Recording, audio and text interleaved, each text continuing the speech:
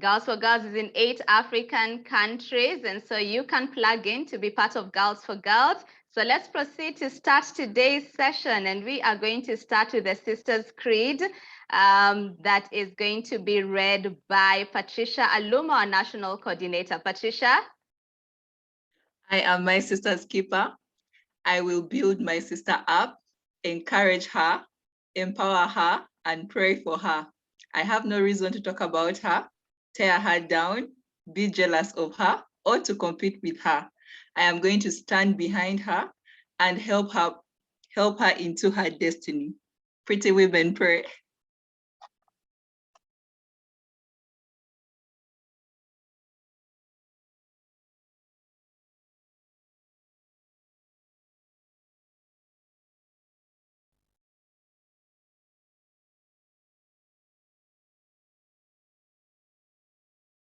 Thank you so much. Thank you so much, Patricia. We empower other women to go up. We do not subscribe to the pull her down syndrome. So thank you so much. All right, let me introduce the VIPs of today's session. Today, we have the one and only Daphne Oboth. But before I introduce Daphne Oboth, my name is Stella Kivila. I am the head of partnerships at a digital health company called Baobab Circle. My background is in health, specifically pharmacy. So in different circles, they know me as Dr. Stella Kivila. I am also a coach, and I lead a coaching firm called Performance Point International. We help organizations build high performance teams. And most importantly, I'm a team leader and board member of Girls for Girls. Today, we are joined by Daphne Oboth, who's going to be taking us through this session, moderating today's session.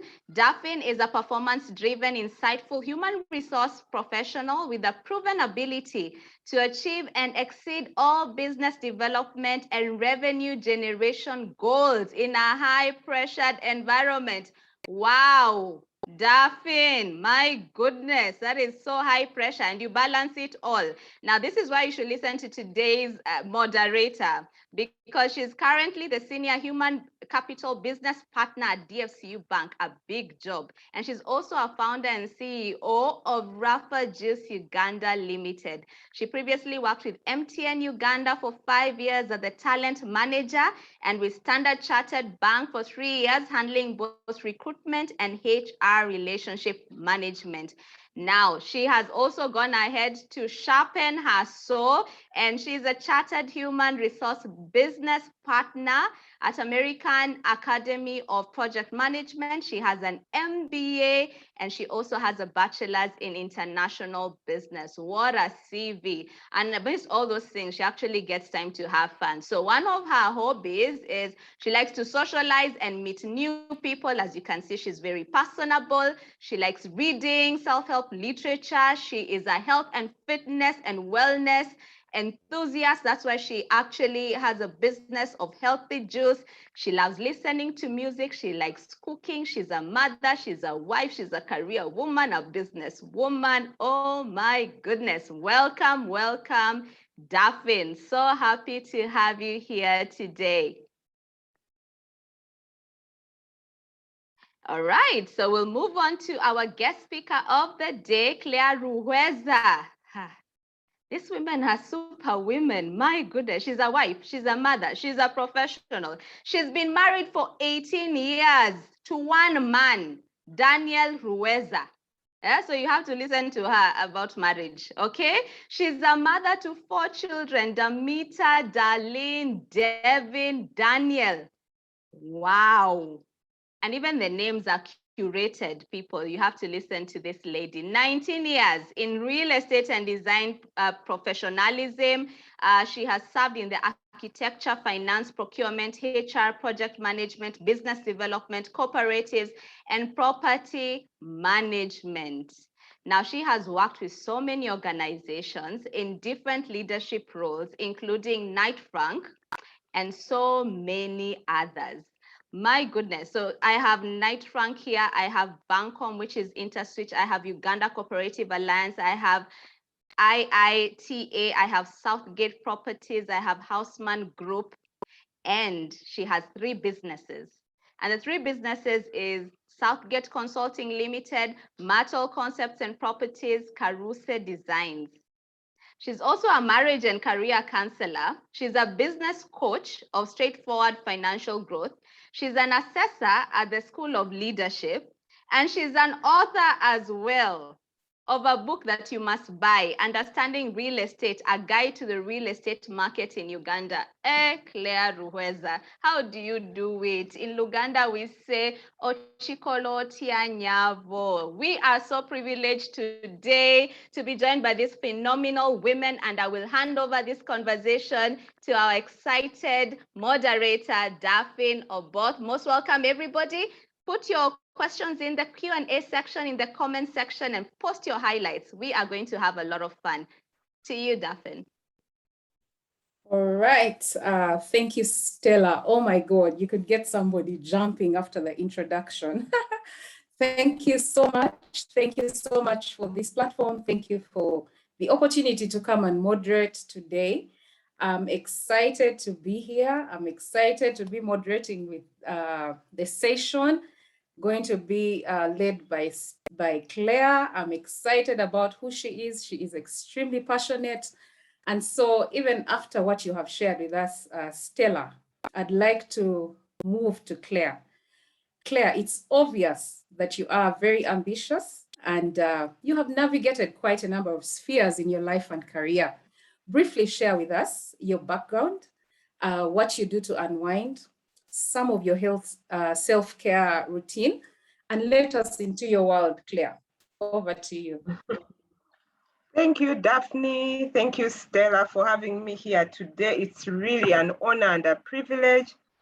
And I'm sure Dr. Daniel Ruhweza is more excited than me because he's always saying, why don't you go get more out there and share your experience? And I'm someone who was raised to stay in the background, but I've been challenging myself to pour my life out for the benefit of others. And that is really why I'm here. So thank you. What is my background? I am a cross between the science and the arts. I am the mathematician who loves poetry. I am the girl who was in every choir in Guyana.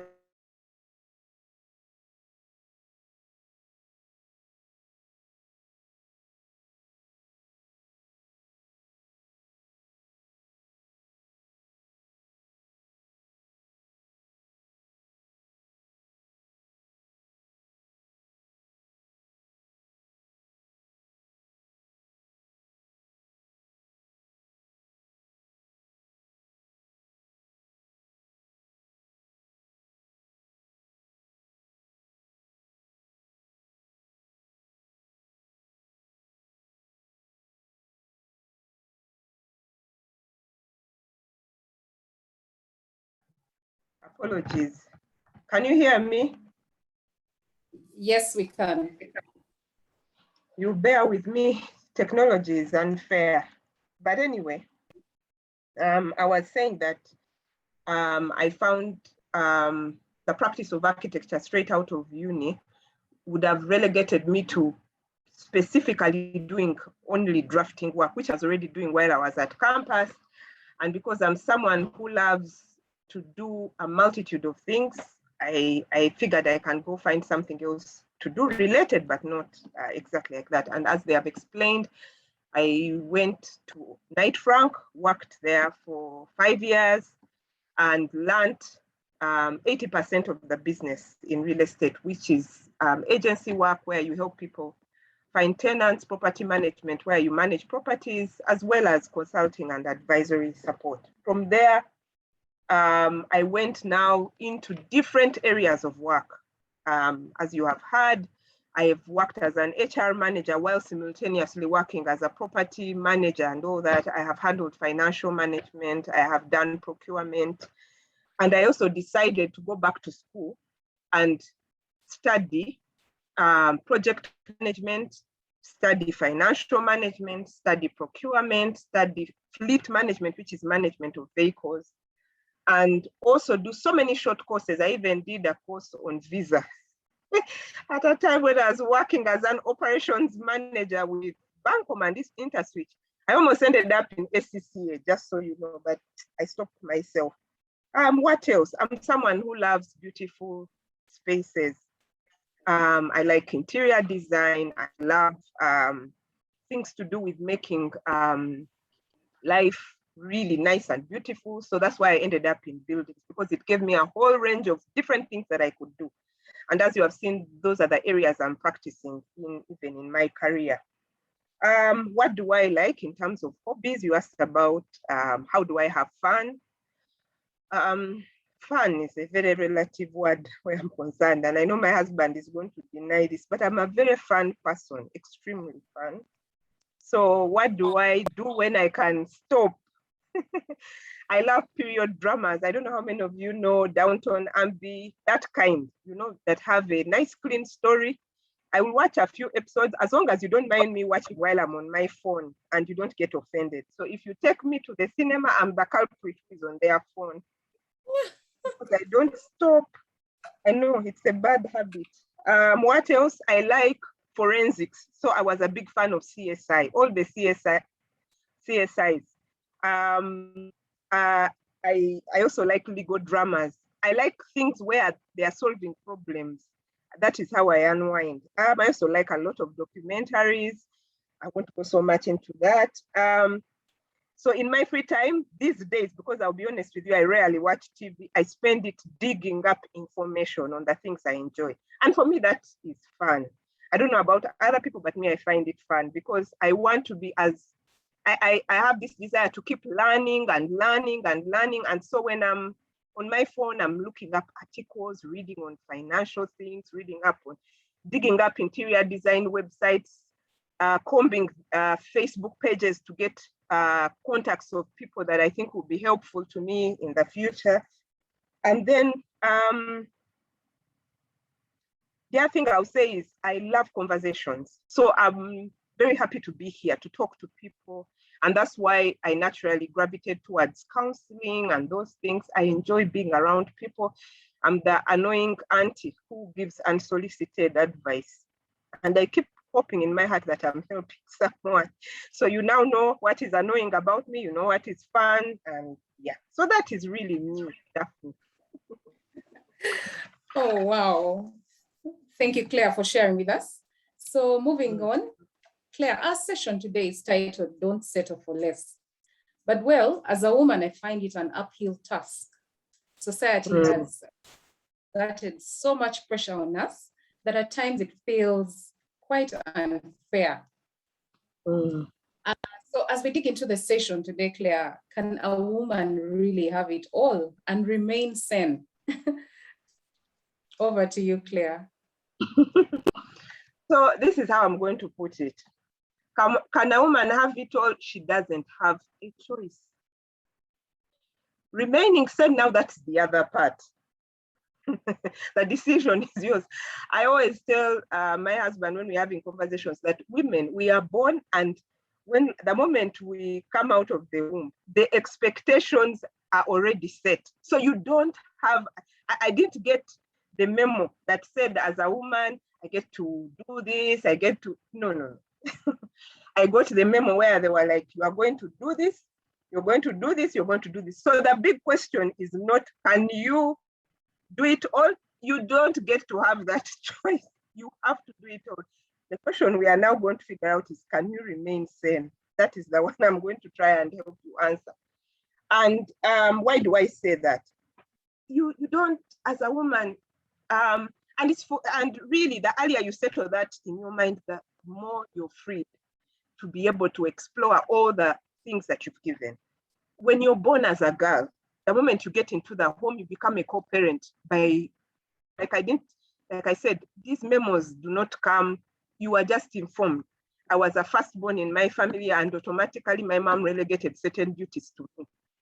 And so I feel that we must embrace the way we've been created by God and just accept, because when I think of the biblical story of women in the Bible, I'm always taken back to the woman in Proverbs 31. Wow. That woman wakes up early, provides for her household. She considers a field and she buys it, from her own savings. But at the end of all that, you need to know where her husband is, please. He's at the gate seated with the elders, enjoying. So even God already knows that you are capable of doing it all. Now the thing is, let's figure out, how do you keep sane? You can have it all, but you can't have it all at the same time. That is what Betty Friedan said. And so how do you learn to keep sane? You have to learn the art of juggling. You have to learn the art of juggling. And when you juggle balls, when you're just starting out, many are going to fall. So you must be okay with some things falling. You just pick them up, clean them, and continue the process of juggling.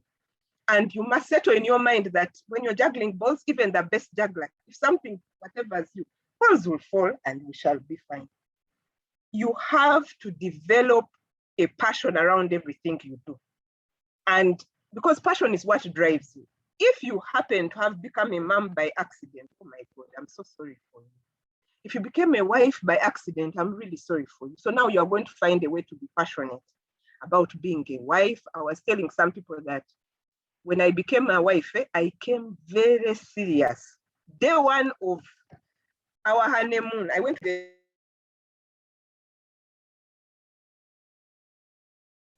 Sorry, Claire, you're muted. Sorry. I was saying that day one of getting married, I walked up to the breakfast table with my husband with a notebook.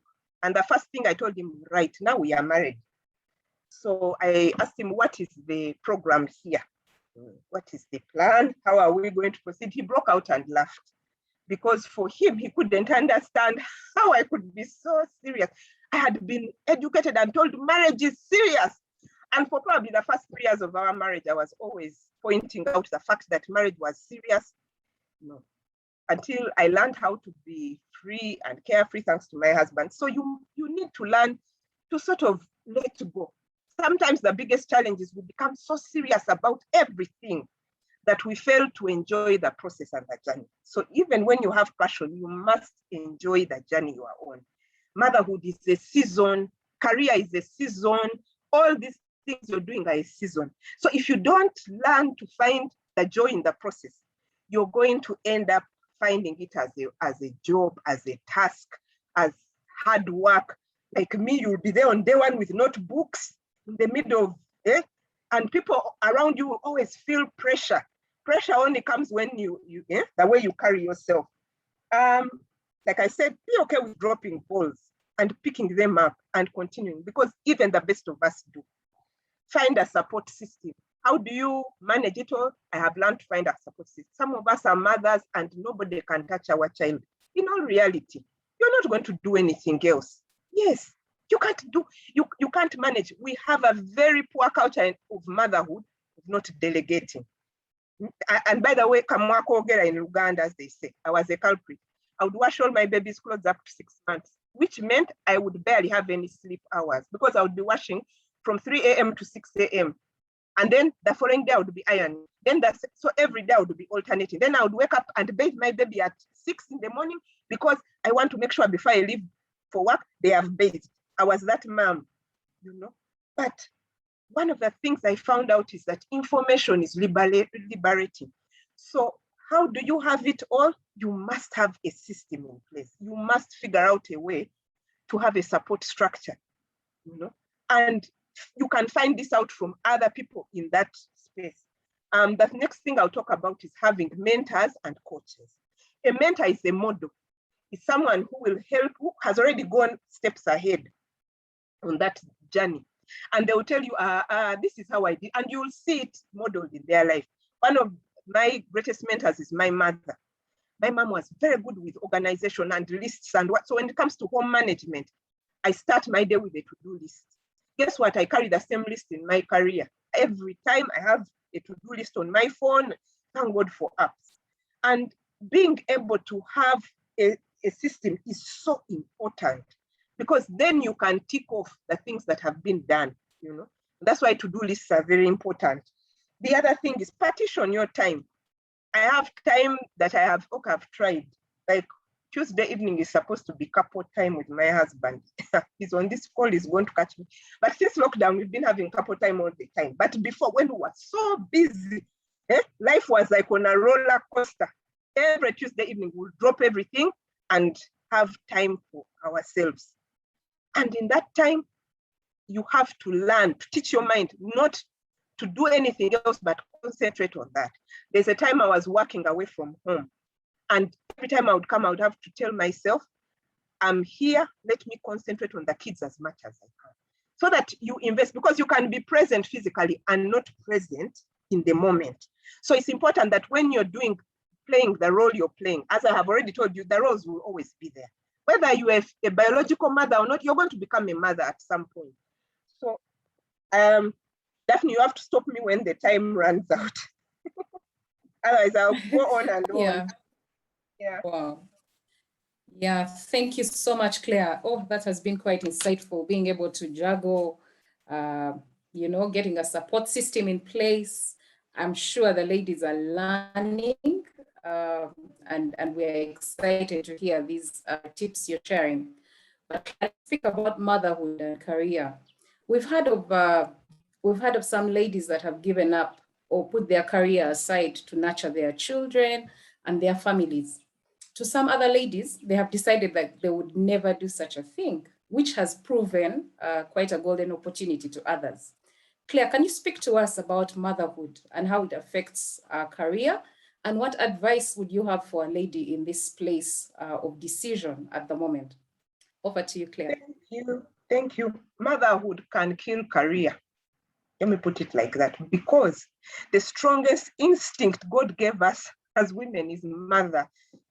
The moment you give birth, any mothers here, let me tell you, the day I had my firstborn, I had the deepest respect for my mother. I remember I went back home and I looked at her for a long time. Like, I could not understand how I had ever, even for the slightest moment, despised her, because of the power of the way God created us as women. The most natural thing for you to do once you become a mother is to switch off everything. In fact, that is why all the books we read on marriage, they always say, when you're a mother, please make effort. Guess what? I didn't understand what they were talking about. I was like, do they know my husband, the way I love him? They are joking. When I became a mother, that's when the revelation came. Because every time my husband would try to become, friendly to me, I would look at him like, what is wrong with you? Like, who created you? Like, don't you see what is here? I had to teach myself that career, that being a wife, all these other roles I play are important. So you must start winning yourself from day one, from that child. Otherwise, you're going to suffocate them with love. And that is the natural thing to do. So the journey, because God created us naturally as women to love, that's why he never asked us to love our husbands. We would have passed the exam immediately. He told us to submit. And the reason why he teaches us to submit is because he knows that is the hardest thing a woman can do, because we can ask 101 questions. Men actually submit easily, but they don't know how to love. They don't know. For them, they think if you give them something to do once, that is it. For the rest of their life, they are going to repeat the same thing, and they think they are loving you, and you are so bored. Anyway, back to motherhood and career. So as I was trying to emphasize the fact that motherhood can kill career, and it has to take a deliberate effort on your part to learn that you've been given this role of motherhood like any other role in your life. God has created you to do amazing things. Being a mother is just one of them. But I want to qualify what I have said by saying, whether you choose to stay home or whether you choose to be a career woman, guess what? You'll be judged. So the earlier you settle, the better, and be okay with your decision. Because when you stay at home, people will look at you as if you don't care about earning money, but you care about nurturing your children. And I applaud you if you're that kind of a mother. I had a stay-at-home mom, but here was the difference. My mom had businesses that she was running. So she was the economic powerhouse who was still able to do motherhood. Me, I have done it the other way around. I have been the career person in the corporate world. I'm just getting into business in these years. And I realized that if you're going to be a career woman, you must first of all be okay with dealing with the guilt. Because even the stay-at-home mom also has guilt about certain things. You can never mother your child 100% the way you want, because we don't come with a manual, we don't come with the experience, you learn on the job. And every child is unique. You know, I can tell you about my 4 children, but will not go there. But I'll tell you that each of them is unique and has caused us challenges as well as great joys. So you have to be okay. You have to be okay. The other thing is, you have to be okay with being judged on either side. But I want to encourage those of you who have an intention to have a career, that you must figure out a way to be a mom and a career woman at the same time. Here are some of the things I did as in my journey. When I had my first child, the policy at the place where I was working was that you take off 3 months leave for maternity and then come back. I went to my boss at that time and negotiated that they should give me 2 months off. And then 3rd month, I spread it out. First, I would work for 2 hours. Then I would work for 4 hours. Then I would work for 6 hours, then 8, because I was determined to breastfeed exclusively. I also learned how to pump milk, all those things. I went on the internet and Googled, how do career women manage? For me, Google has been my best friend for a long time. And I found out they pump milk, they do what. So I did all that. And those were the days when I would bathe my child at 6 in the morning, poor soul. But she's healthy and fine by them. So you must find a method that can work for you. And they are there. I have even helped other people figure out that you can pump breast milk, keep it in the freezer and do what, and your child will breastfeed exclusively. I managed, you guys, with a tough career. Fast forward to the 1st child, by then I had become worse. I had my baby, and 16 days after having my son, I was back to work with him, carrying him around. And it was the best option I could at that time. So our life is about figuring it out all along. Was I happy? No. Was I miserable? No. But I was just there. I knew that I had to make a tough choice. So I went around with him. I had to do training sessions. There was a conference I was organizing. I went with him. Guess what? He's 10 years old and he's okay. I hope so. Remember, it's a season. Remember, it's a season. And the thing is, you can choose to keep your life and come back after that. The thing is not to give up. You can choose, like a stay-home mom, to say, and when my last born gets to this level, I'm going to then go back. I'll share another story. When I was at the university in our first year, we had what was called recess. And all the first year students were gathered in 2 halls. The ladies were in Mary Stuart, the guys were in Lumumba. So I'm there, and then I see this lady. She looked a bit elderly. So I walk up to her and I greet her and then ask her, what's your name? Patricia, what are you doing here? She said, I'm a first year in medical school. I said, yeah, you don't look like us, the rest of the first years, spring chicken. So she starts sharing her story. She told me that her dream was to be a doctor. And so when her last born went to S1, she decided that she would go to medical school. And here was Patricia with me in first year. Guess what? I was doing architecture, which was a 5-year course. And of course, time went. After the 5 years, in year 6, we came for graduation in January of 2003. Please do not be tempted to calculate my age. Anyway, so we are in the Freedom Square. I'm all excited in my gown. And guess what? The Spirit of the Lord reminded me about Patricia. So I walked very quickly to the tent where the medical students were. And guess what? Patricia was there graduating. I had to ask people. This lady, I couldn't even remember her name. She started first year. She's a bit mature, but they said, you're talking about Patricia. Patricia is here. So I went up to her and said, Patricia, I don't know if you remember. She said, of course I remember you. I said, we made it, me and you. Okay, just so you know, I graduated in 2003. That is 19 years ago. Patricia has been a doctor for 19 solid years. Patricia probably started, if her last one was in S1, I don't want to imagine her age.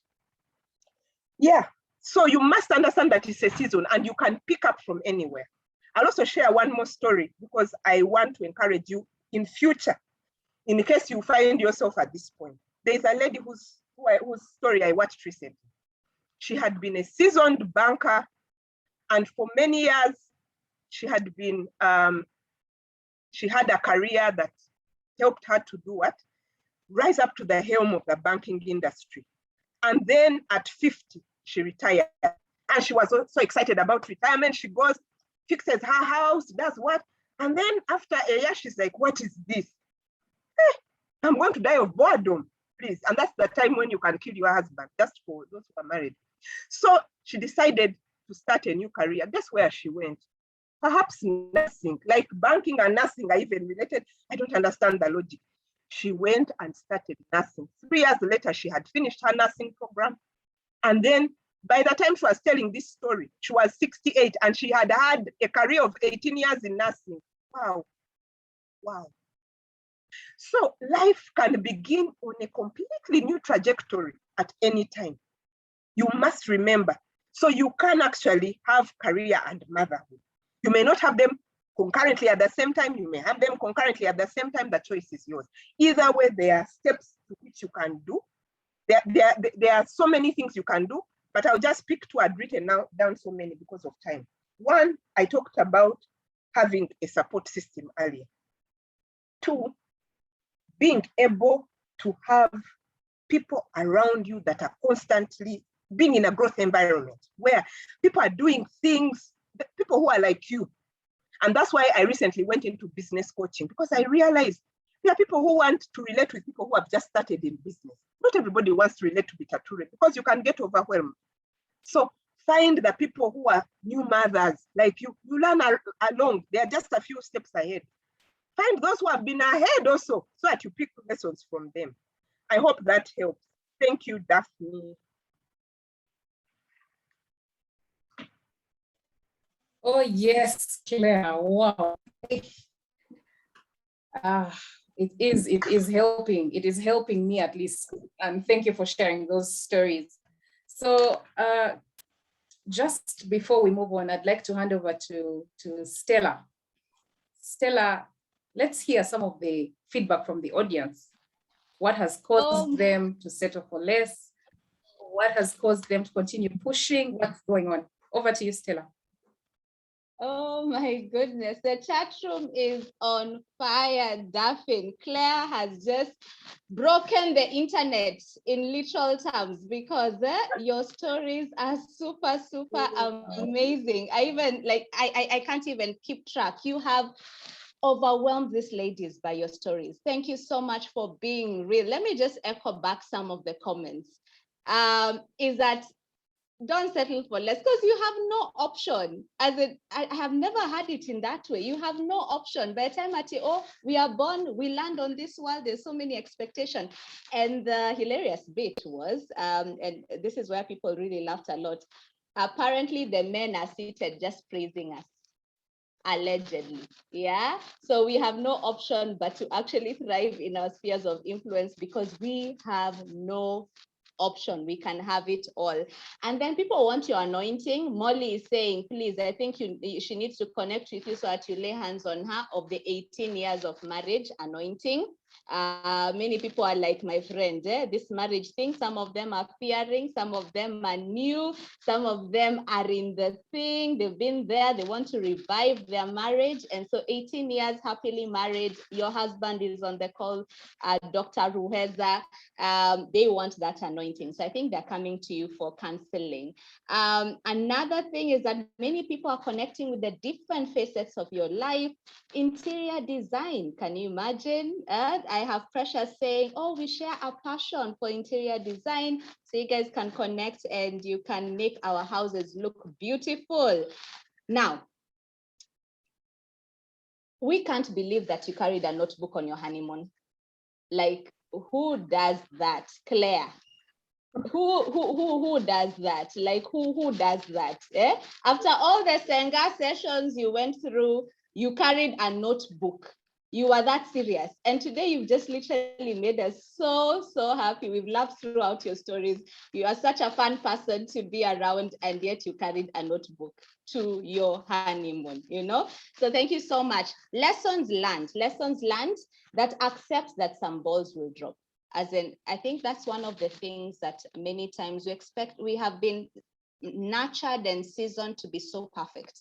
So many people are actually resonating with the fact that I didn't know I have an option to not feel guilty after the balls drop. Another thing is the support system. I think many women are culprits of do it yourself. So you bathing your baby, making sure that, you do everything in the house. The importance of having a support system, the importance of having a mentor, and most importantly is that whichever decision you make that decision right, that own it and accept to be judged whichever way. My favorite is don't look at the clock, focus on the compass. I love that. I love that. I love that. So Daphne, those are the comments in the chat room, but I think we need to echo back to just look at some of the barriers that women have had in having it all. We can have women chatting away. Let's see, just one word. What are some of your barriers in juggling career, motherhood, and marriage? Let's see in the chat room. Let's see in the chat room. Let me see, society will judge you. That's my Bessa. Thank you so much. Diana and supportive partners. Ethel, guilt, Matama, where is the time? I also ask myself, you have 24 hours. Dorina Gaba, the guilt. Birunji Christine, financial constraint, the money question. Guilt from spreading too thin. Absolutely. Wendy, fear of failure. Juliana, exhaustion. What else? Ladies, let's keep on chatting our barriers because today we have Claire ready to inspire us with her lessons. Giving up.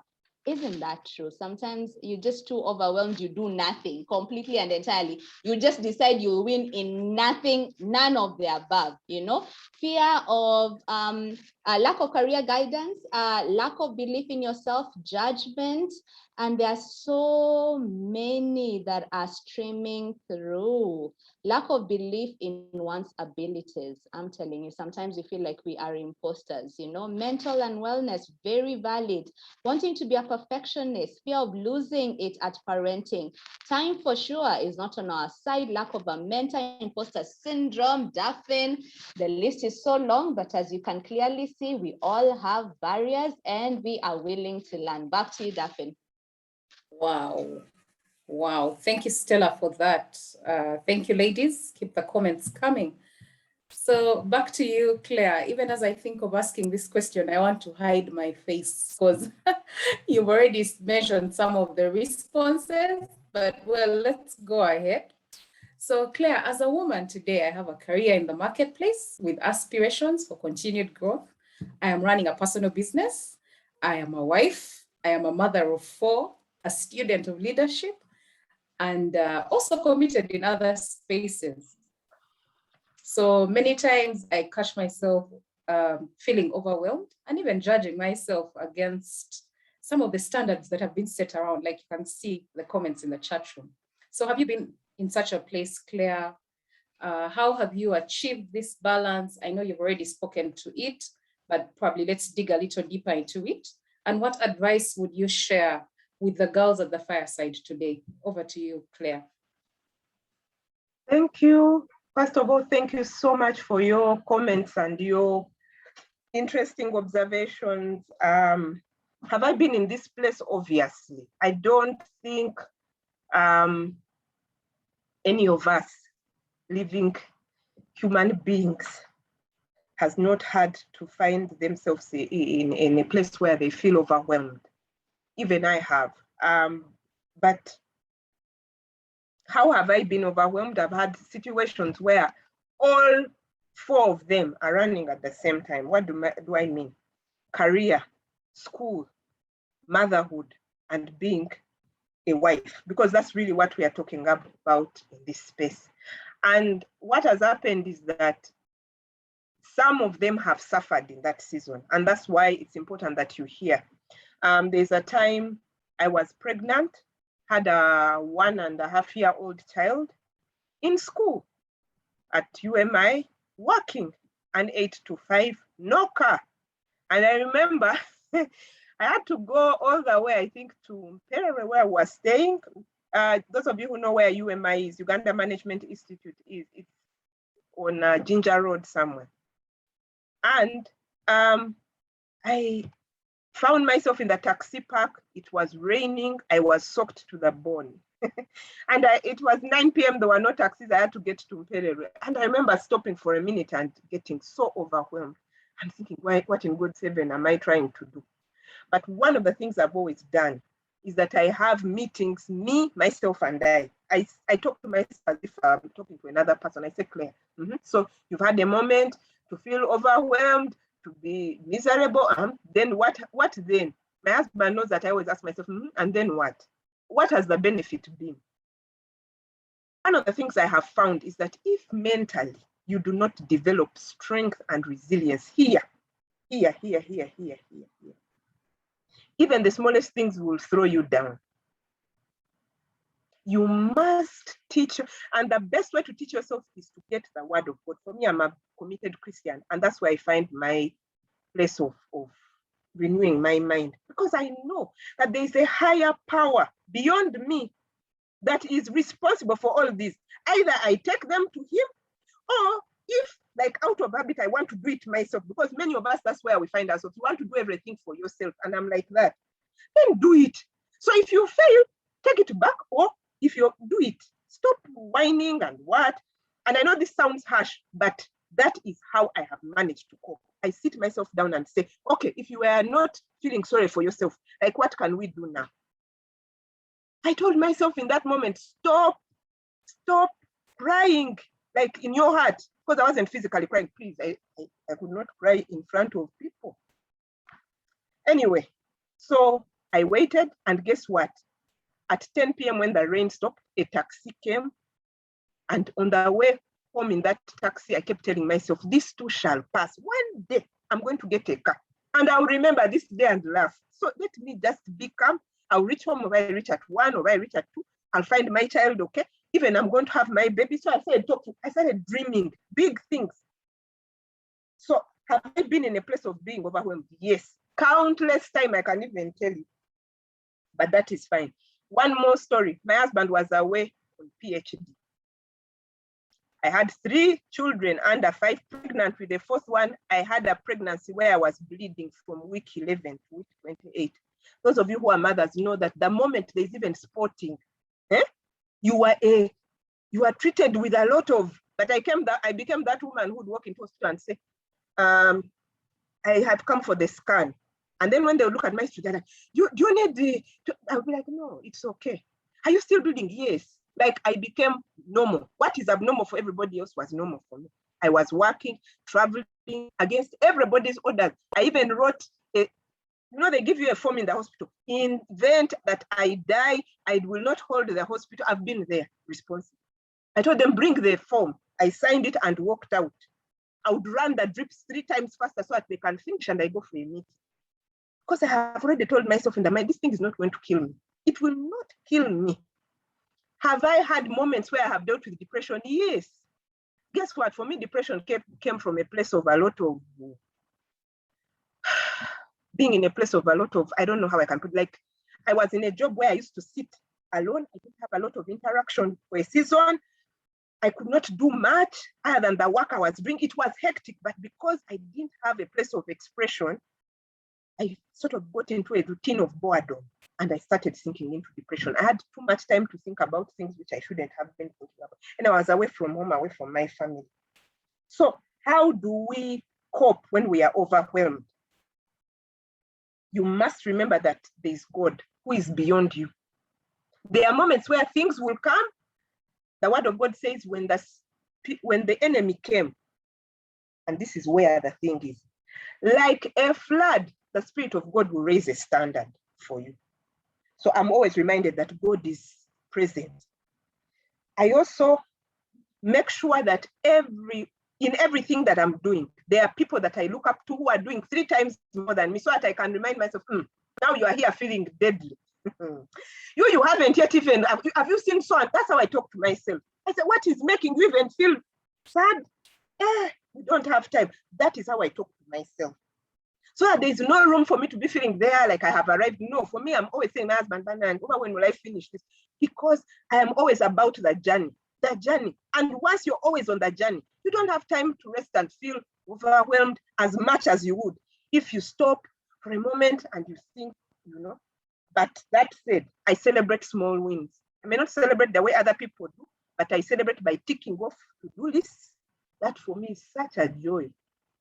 I celebrate, just in case you want to know, fruit and nut chocolate. I even buy it for my husband when I want to celebrate myself. Then I say, I brought you chocolate, honey. Then we eat it together. Then I'm happy. I used to be very, very serious. I think life was not for joking. But being around Dr. Ruhweza has helped me to understand that life is to be happy. So even when I'm doing very serious things, I always find ways to make people laugh.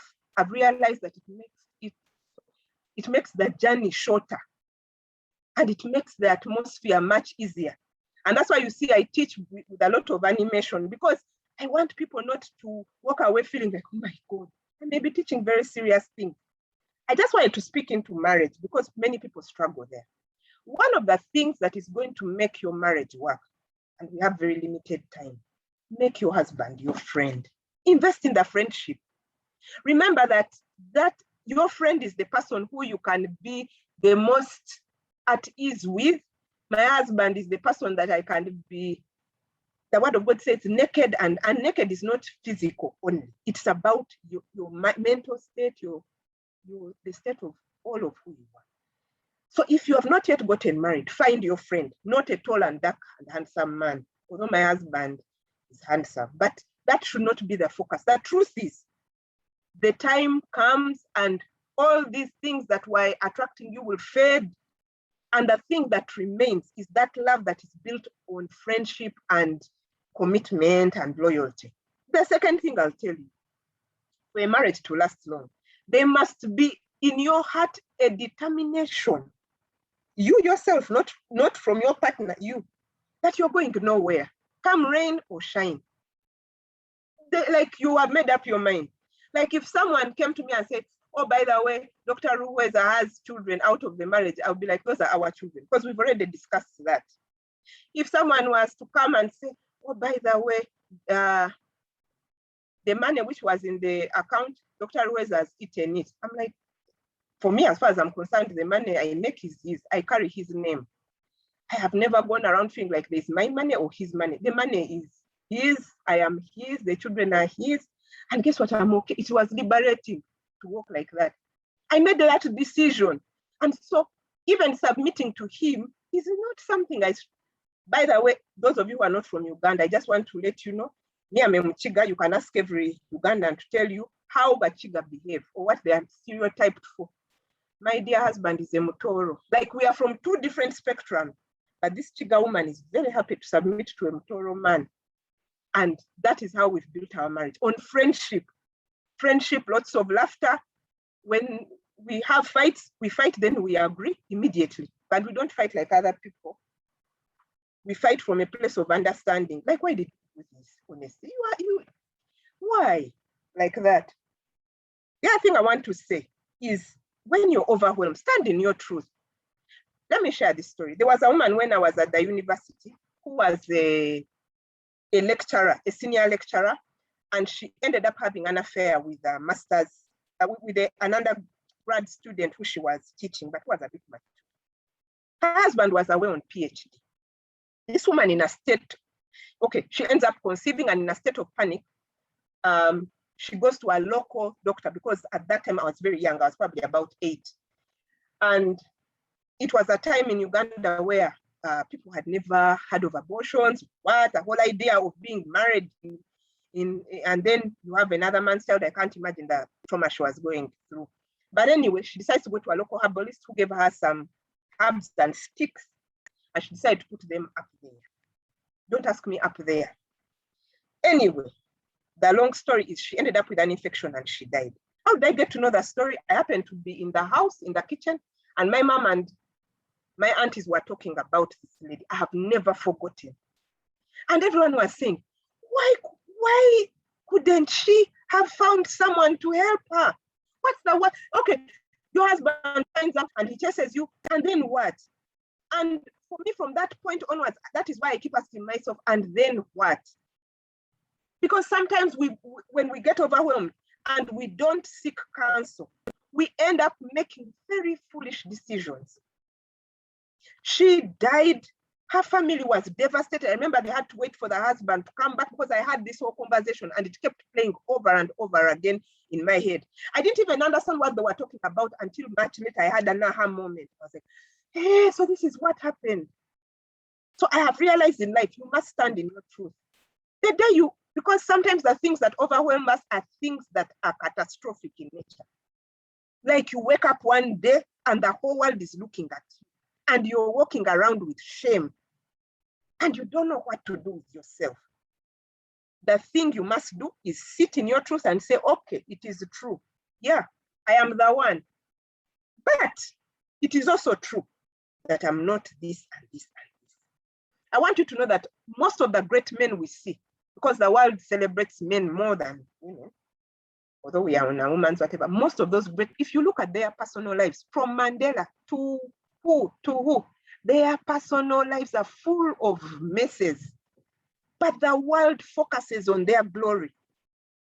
You must understand that the world will forget your mess as long as you can pick yourself up and get about what you're doing. The reason I'm saying this is that sometimes the things that overwhelm us are not small things. Sometimes they are real crises. How do you deal with crisis of that nature? Pick yourself up. Is it death of your spouse? You must learn to talk to yourself and remember that there's always light at the end of the tunnel, as long as you don't give up. The other thing I want to say is always surround yourself with positive people. Can-do people, not the crowd of people who are going to tell you, oh, you are finished. Because at the end of the day, we get out of our challenges, we get out of our state of overwhelm by talking to someone else. I'm sure, Daphne, in the moments that you've been overwhelmed, if you pick up the phone and call your mother, she'll tell you, that one you can do like this. And very quickly, a solution is always available. It's just mining it. And the reason I use the term mining is that it is not necessarily something that will be quick for you to get. You must invest. People who mine go down in deep tunnels, but in the end, they find gold. They find diamonds. Diamonds are not on the surface. That helps. Oh my God, Claire. Wow. Ish. Stand in your truth. Wow. Hey, there's a lot of learning going on here. Thank you so much once again for sharing so passionately. We are learning a lot. Claire, I'd like us to speak to the young ladies. You know, at Girls for Girls, we have a spectrum of ages. So imagine the pressure is real, like we've been talking, yeah? That sometimes some ladies have given up, some have decided to settle for less, some have dropped the dreams they have pursued for a long time. So assuming you are speaking to a young lady fresh into the field, just starting out their life, what would you say to her to enable her smoothly embrace the new doors of life as she grows? Over to you, Claire.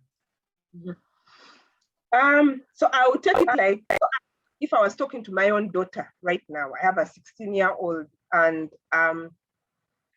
what I would say is that your life is a precious, precious gift, and you better be about making it count.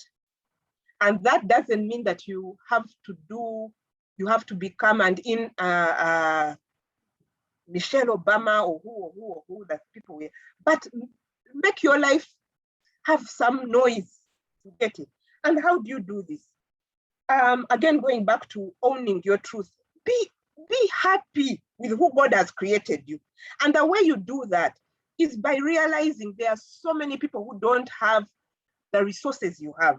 Whether we look at it from the physical side, whether we look at it from the emotional side, or whatever it is, in every space you are, you will find that there is so much that you've been resourced with. And when we start from there, it is easy. Now, I'm going to talk about what we call the 5 capitals, because those are the areas you're going to invest in that are going to bear fruit for you. We always know how we talk of capital when you're starting a business and we think of money. No. I'm going to talk about 5 capitals. And this is a teaching I have picked from my church. So don't imagine that this is Claire's. No. So one is spiritual capital. That's the most important. Your mind must be centered. You must know who you are from your source.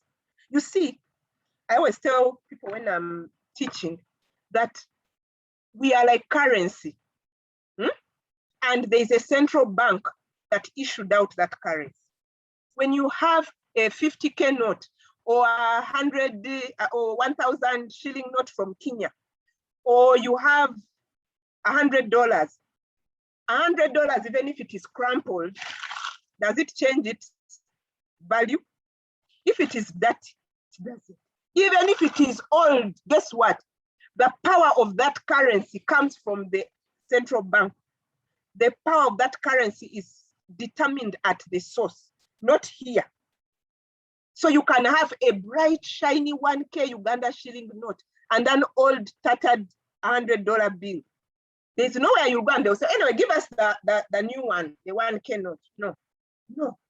So understand that the central bank that issued you is far beyond this place we are, my child. And that central bank has already declared certain things about you as currency. One, that you are fearfully and wonderfully made. Two, that you have everything on the inside to make you glorious.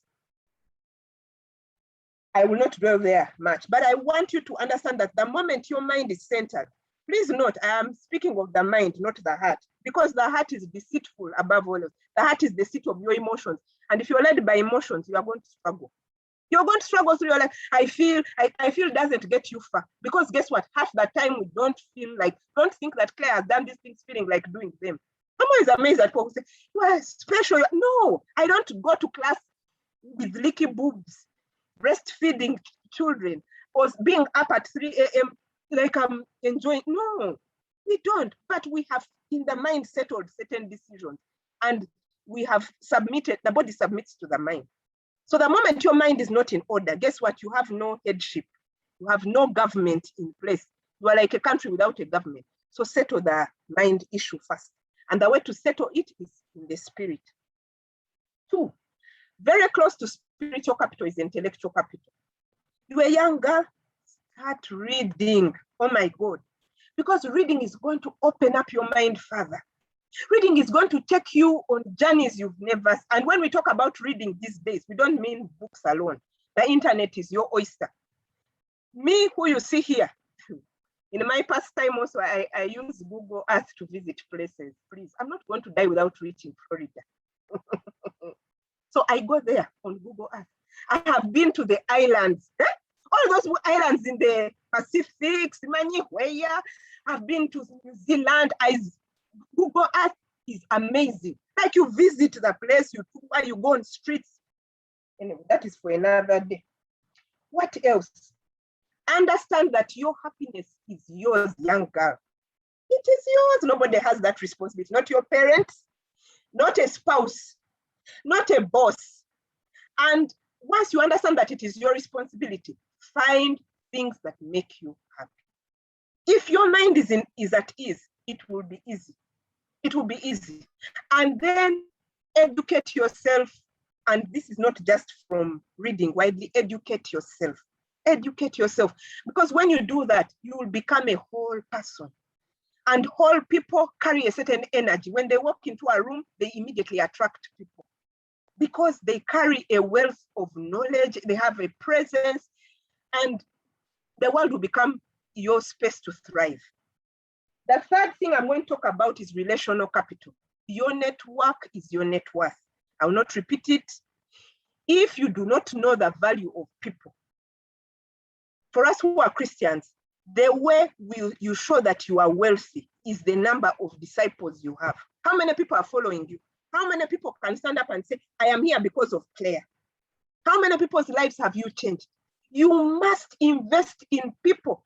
I have been telling this to many people.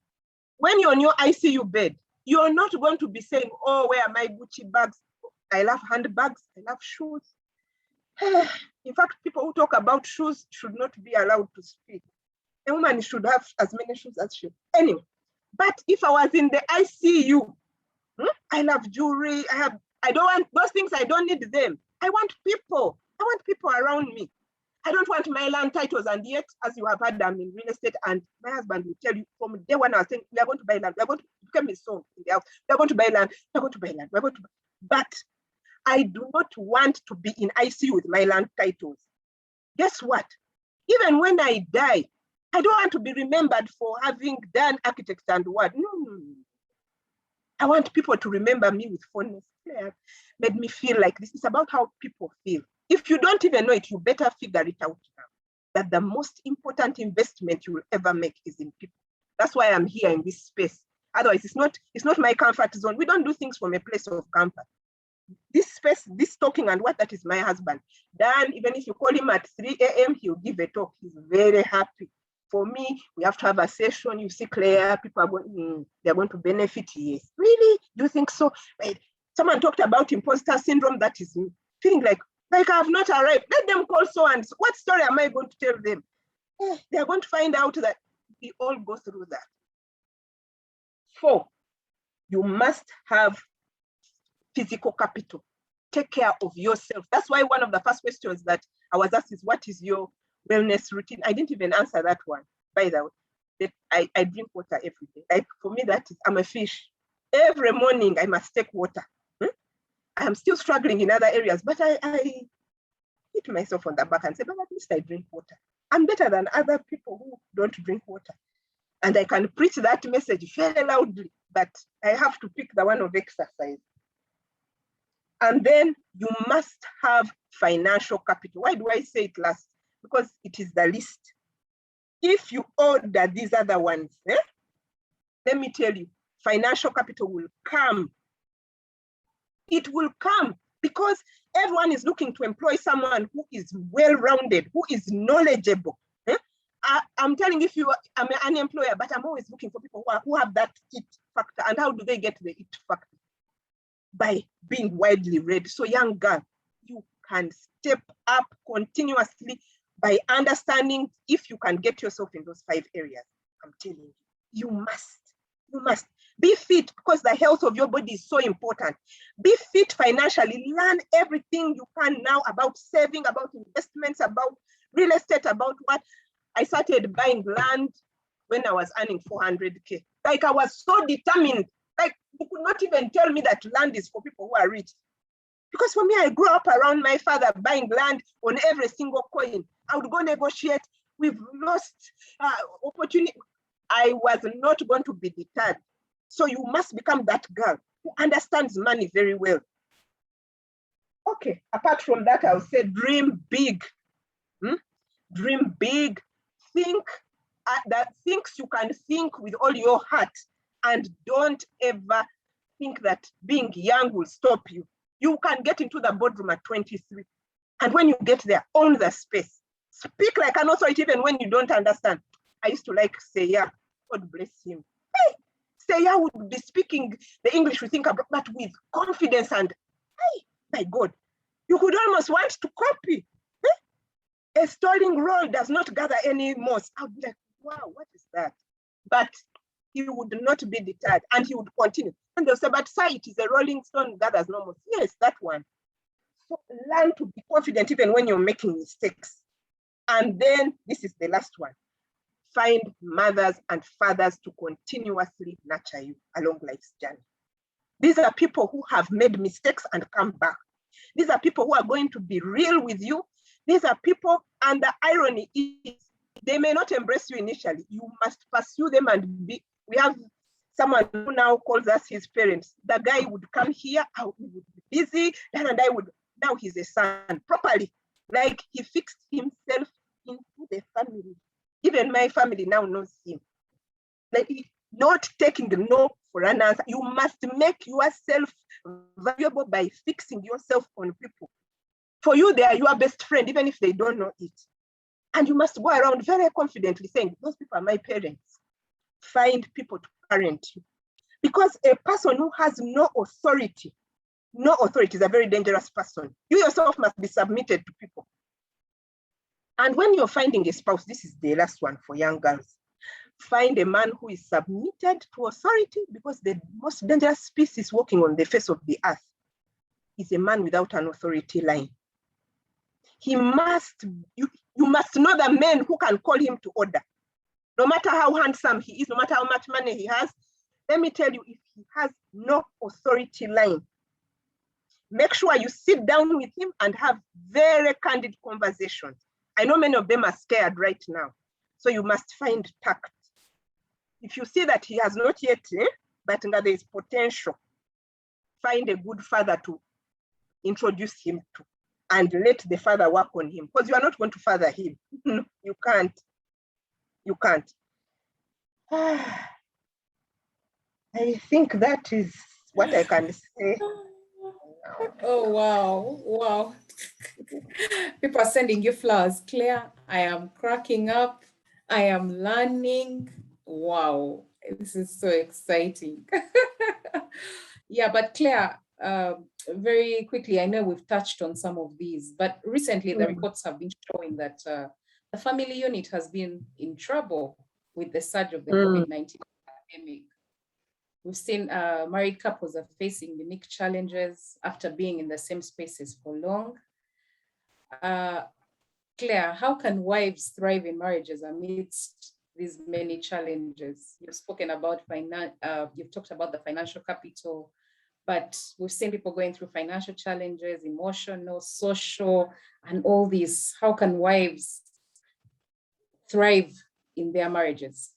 You actually sound like you're thriving. So over to you, Claire. Teach us. Wives, my dear sisters, let me tell you, we can thrive. Even in the midst of hardship, even in the midst of a pandemic, we can strive. I think a lot of what you're asking for, I have already even shared, but I will just dig in a little bit more. My encouragement is keep in a growth space. Keep in a growth space, keep in a learning environment. I'm sure that being in the School of Leadership has helped you deal with certain things outside of that space. So find spaces where you're going to be forced to grow. And some of these spaces are free. Some of them are paid, but you can get other people to support you get paid. Because like I've said, information is power. And I don't know how else I can emphasize this. You're always one decision away from your breakthrough. That's not my saying. I've had that said many times, but it's so true. And you can only make great decisions when you have great information. The thing is, get to action. So many of us are overwhelmed because we are not willing to put in the work. We are not willing. We'll complain, we will point out, but when the time comes and someone says, okay, come to my office at 6 in the morning and do this and do this and do this, then you will feel like it is too much. The other thing is gather around stories of hope. I don't know how I can tell you, but a story of hope has a way. It just ignites fire in you. And, you know, for me, sometimes when I'm feeling downcast, I go to a place called Goldcast and I look for people's stories. Intentional, I'm that intentional. And when I listen to 2-3 stories, I'm like, what was overwhelming me? I remember there's a time I was feeling overwhelmed by the whole school system being messed up during the pandemic. And I was like, what is going to happen to our children? And I found a story of a girl who had been in the Syrian war. And she said for 4 years, they did not go to school. But she said after 4 years, she picked herself up, went back to scratch. And as she was sharing her story, she had managed not only to finish school, but she was finishing her PhD. She said, you can always pick up at some point. And that helped put me at ease and to be okay with the fact that my son was struggling, my daughter was struggling with online schooling. I was like, they're even getting something. This girl had 4 years of no school. And stories of hope have a way they just carry you through a season. So I want to encourage you to gather around stories of hope. And then be realistic, but be willing to explore new. I told you about the lady who was a banker who went into nursing. Sometimes you have to turn around and look at other opportunities that are available. Ask questions, ask questions, ask questions, ask people questions. Don't be afraid. Don't be afraid. And the thing is, there's always people Like now, some of you are here and you walk away from here and you may have picked one idea that may help you, ignite or start something. And then the other thing I'll say, it's never too late. Do it afraid. Because why have I brought the two together? Many times when you keep procrastinating, the fear builds up and builds up and builds up, and you know what? Figure out tomorrow and say, I'm going to start it. This is where I was going to talk about the imposter syndrome. Someone pointed it out there. You're going to find yourself having to tell people, I am now a business coach. And people are like, what businesses have you started? I have not yet started, but I have the right information. And there'll be someone who will say, okay, you come. And their story of success will be your story of success. And then you will also start yours. So there are ways you can start even with nothing. Try and imagine Jesus standing up in the temple on the first day. He had come from a poor family and standing in the temple amongst Pharisees, Sadducees, scribes, people who knew the word. When Paul talks about how he was a Pharisee of Pharisees, oh my God. Like he was a Roman. And there's a part where Paul describes himself and I'm like, I'm thoroughly impressed. Jesus wasn't those things. He was a carpenter. Then he stands up and he says, the Spirit of the Lord is upon me because he has anointed me to preach. He's reciting Isaiah. You should know how annoying that was to an average Jew. You are speaking, Isaiah was a great prophet and here you are son of Joseph Carpenter. But Jesus knew who he was. He was not afraid to stand. So if our Lord and Savior, me, I'm a Christian, but if he could have the courage in the midst of, and guess where he goes to launch his mandate? Among, like Jesus, like among Pharisees. It's like me, because I've been around my husband, Daniel. Just so you know, he's the doctor of laws. My husband is a don, those things.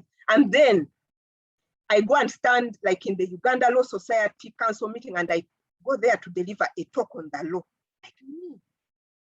Like people would be looking at me like, but guess what? Jesus spoke with authority. He spoke with wisdom and eventually crowds followed him because he spoke truth. That's why I've told you, own your truth. There are people who will not believe you, it is okay. But you must do it afraid. You must do it afraid. And then finally, create an accountability system. Because we are so good after this talk, you go energized and what? And then you're going to forget. Create an accountability system. That accountability system must have tools. It must be a system and there must be people to hold you accountable. Some tools, you may have to get some apps. Your system may be to say, from now on, every week, I must make sure I do this towards solving a problem, achieving this dream, making sure I do this. And then I'm going to make sure I'm accountable to these people. Those are some of the practical ways you can get things done. And wow. Put realistic goals. Put goals that you can achieve quickly and then long term. There's nothing as exciting seeing the snowball effect as you start to hit one goal after another, after another, after another. And then finally, celebrate little wins. Cadbury's fruit and nut is such a comfort when I have managed to finish a week well. And I always carry it home to my husband and I tell him, Papa, I brought you a gift. The truth is, it is mine. Yesterday, I brought fruit and nut. I told him it was his gift for working hard. Then I ate 3/4 of it. He looked at me. Poor man, he had nothing to say. He said, this is my gift. I said, yes, but I'm also part of that gift. So I get to enjoy little wins. Thank you, Daphne. I hope that helps, honestly. Oh, yes, it does. Yes, it does, Claire. Thank you so much, Claire, for sharing with us your story on this critical topic. Don't settle for less. So before we go into Q&A, Claire, please share with us about the necessary services that you offer and why they are important. Over to you, Claire. Thank you, Daphne.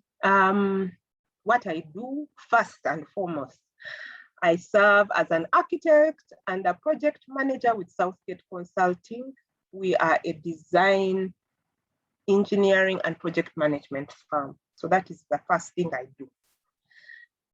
Secondly, I serve as a team lead for Matter Concepts and Properties, which is a real estate firm.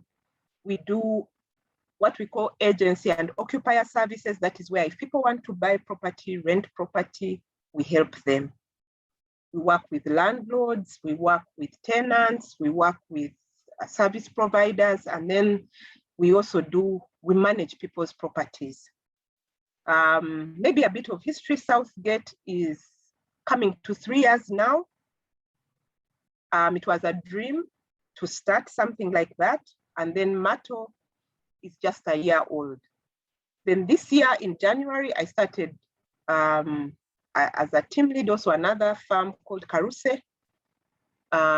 There we do sourcing work. Really. We help people, but interior design and gifts, those kinds of things. So if you have a pendula and you want unique gifts, if you have furniture and you want someone to do it and you don't want the headache of dealing with carpenters, we deal with the carpenters. We are not carpenters. For us, we are aggregators. We are people who are passionate about design. We will find the solution around your home and making it nice. Just this morning, I was trying to find someone in Dubai to link me up, no, Sharjah, to link me up with how I can get in soft furnishings for my clients. So that's what I do, as well as so many other things. I'm a business coach. As I told you, I'm also an assessor at the School of Leadership for Worship Harvest. Why do I do that? I'm really passionate about helping people. If I think something can change someone's life, I will do it. I normally prefer the one-on-one. I have now been thrown into the arena of talking to people in large numbers, but I'm more of a, if you meet me under ordinary circumstances, I enjoy a conversation around tea. And when I saw this is a conversation around tea, I believed you guys, although now I'm seeing 270 people. My husband loves crowds. Yeah, but that's what I do, among so many other things. Yeah, I always tell people, maybe just, I thought I would share this for the benefit of those people who think they're only one thing. I am a designer. I am a marketer. I am a strategic planner. I am an HR manager. I am a financial manager. I am very good at procurement. I am an innovator. I am a great orator. I'm a teacher. So I fit everywhere. And that's why I was saying God has given you so many gifts. You cannot say, I am only an HR manager, Daphne. No. Go and mine everything that God has put on the inside of you. Because as a mother, guess what? You get to do all those things and you don't get credit for them. There's a video that used to go around where they were interviewing people. They're looking for people who can do this. And all the people they were interviewing, they were like, what? That's impossible. Then they would, at the end of the interview, they would say moms. And all of them would be like, yes, moms. If you're a mom on this farm, you're so awesome. Like that is you. It's not just me, it's all of us, moms. So I just want to celebrate moms who are here in a special way. Over to you, Daphne. Wow, thank you so much, Claire. Once again, we are so blessed, we are excited, we are inspired, we've learned a lot. And so I'd like to hand over to Stella now to take us through the Q&A session. Over to you, Stella.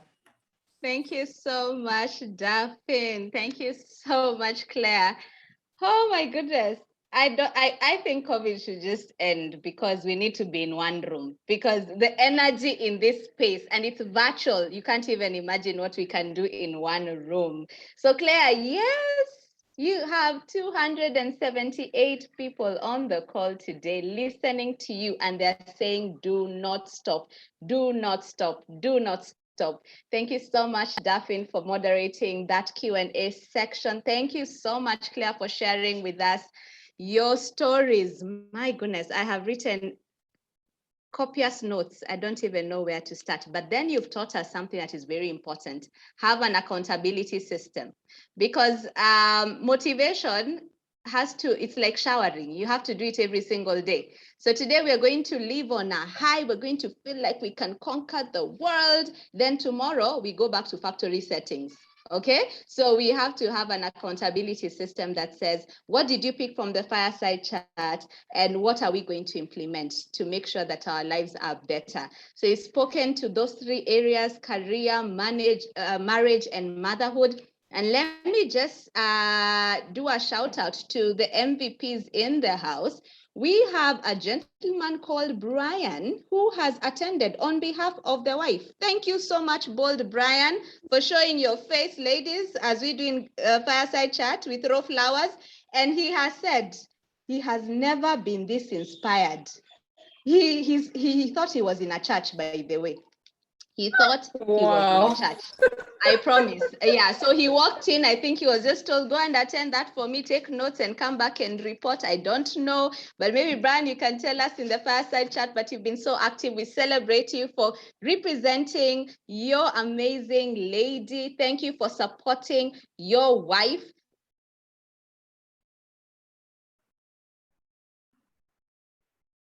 Please come back again and bring all the men. These are the conversations we have every second Friday of every single month. Now, another MVP. Everyone is asking Dr. Ruweza, the famous Dr. Ruweza, who has been mentioned countless times on this call to speak, to say something. Apparently, I have been told we just need to say thank you for marrying Claire. Because if it was, as in people just want to appreciate him. So Dr. Ruweza on the call, we celebrate you. We are going to give you an opportunity at the end of this call to be able maybe to say something. I have Patricia, the amazing tech genius, who's working on that. So you're going to give us a few remarks and thank you so much. So Claire, I'm going to pose the first question, which is a quick fire question. There are people who are asking, in fact, there's a sentence, be my ... The first one is Diana, and you're going to answer whether you are able or not able to do this. Diana is saying, be my parent.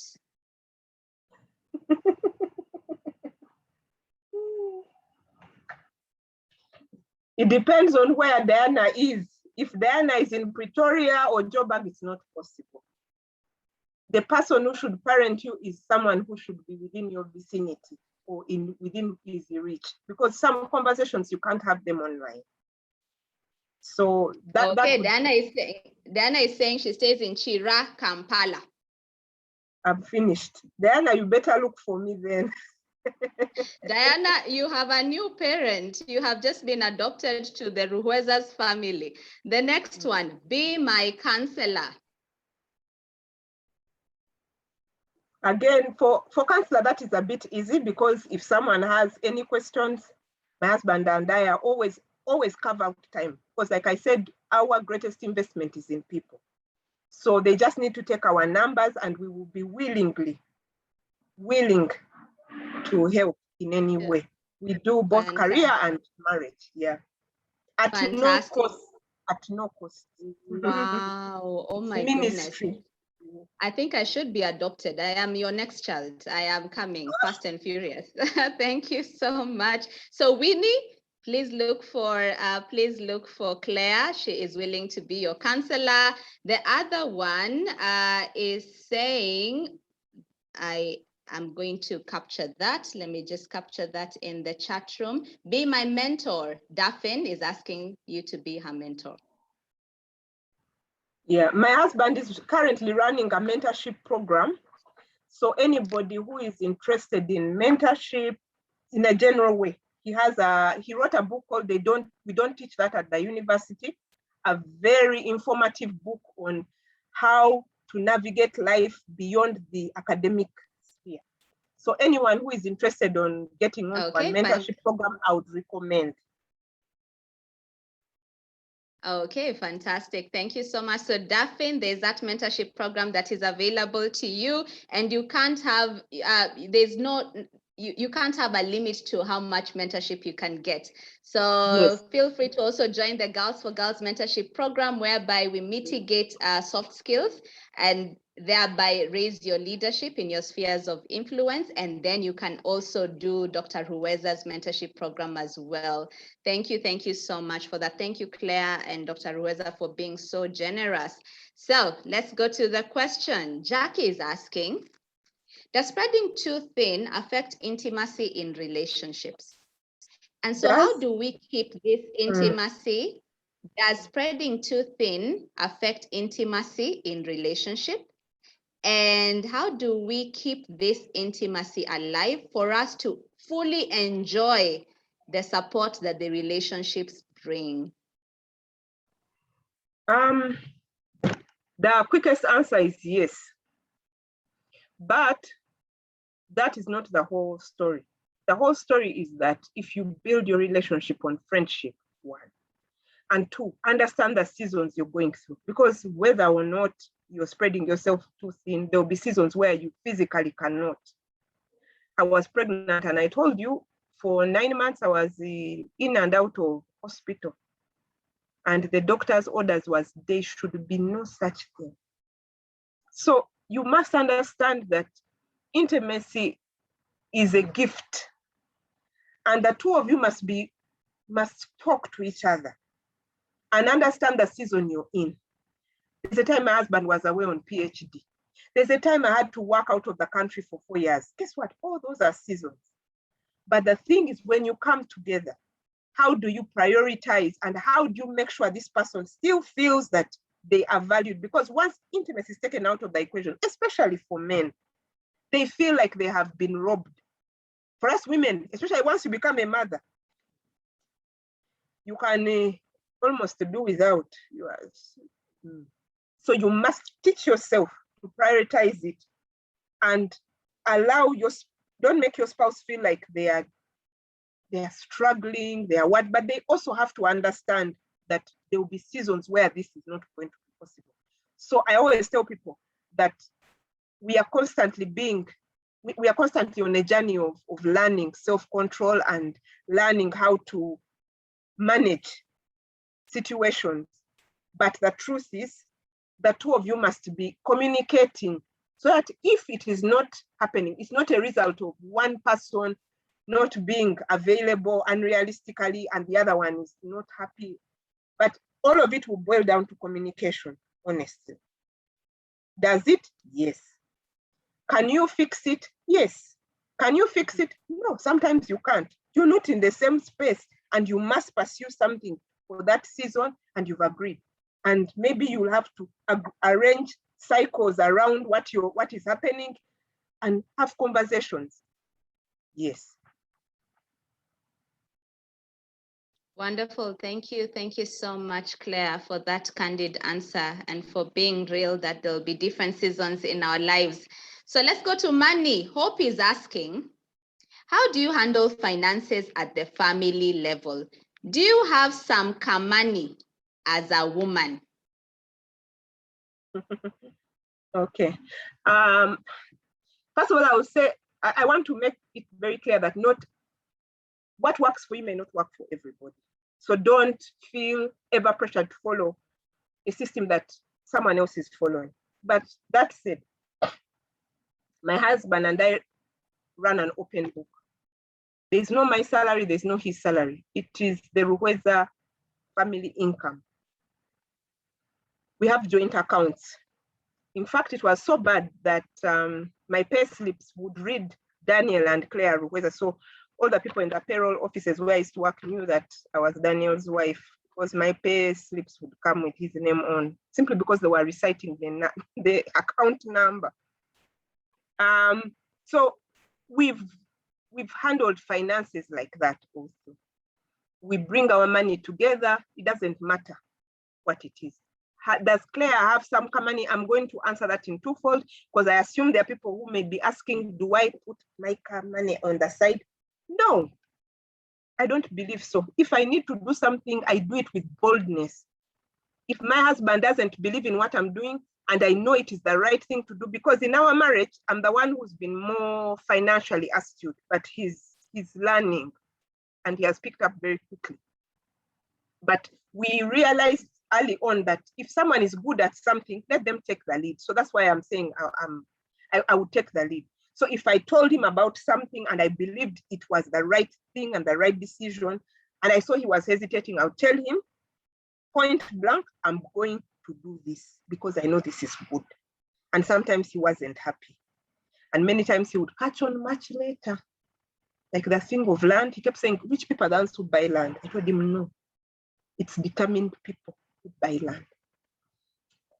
So in terms of managing finances, that's how we have been. I try to educate myself as much as possible. I was raised in a family where my mom was an entrepreneur, my grandmother was an entrepreneur. She taught us how to manage money, saving, and all that, investing. So for me, I came with a bit of foundation, and that is what I carried into my money. Into my marriage. So I'm very prudent when it comes to finances.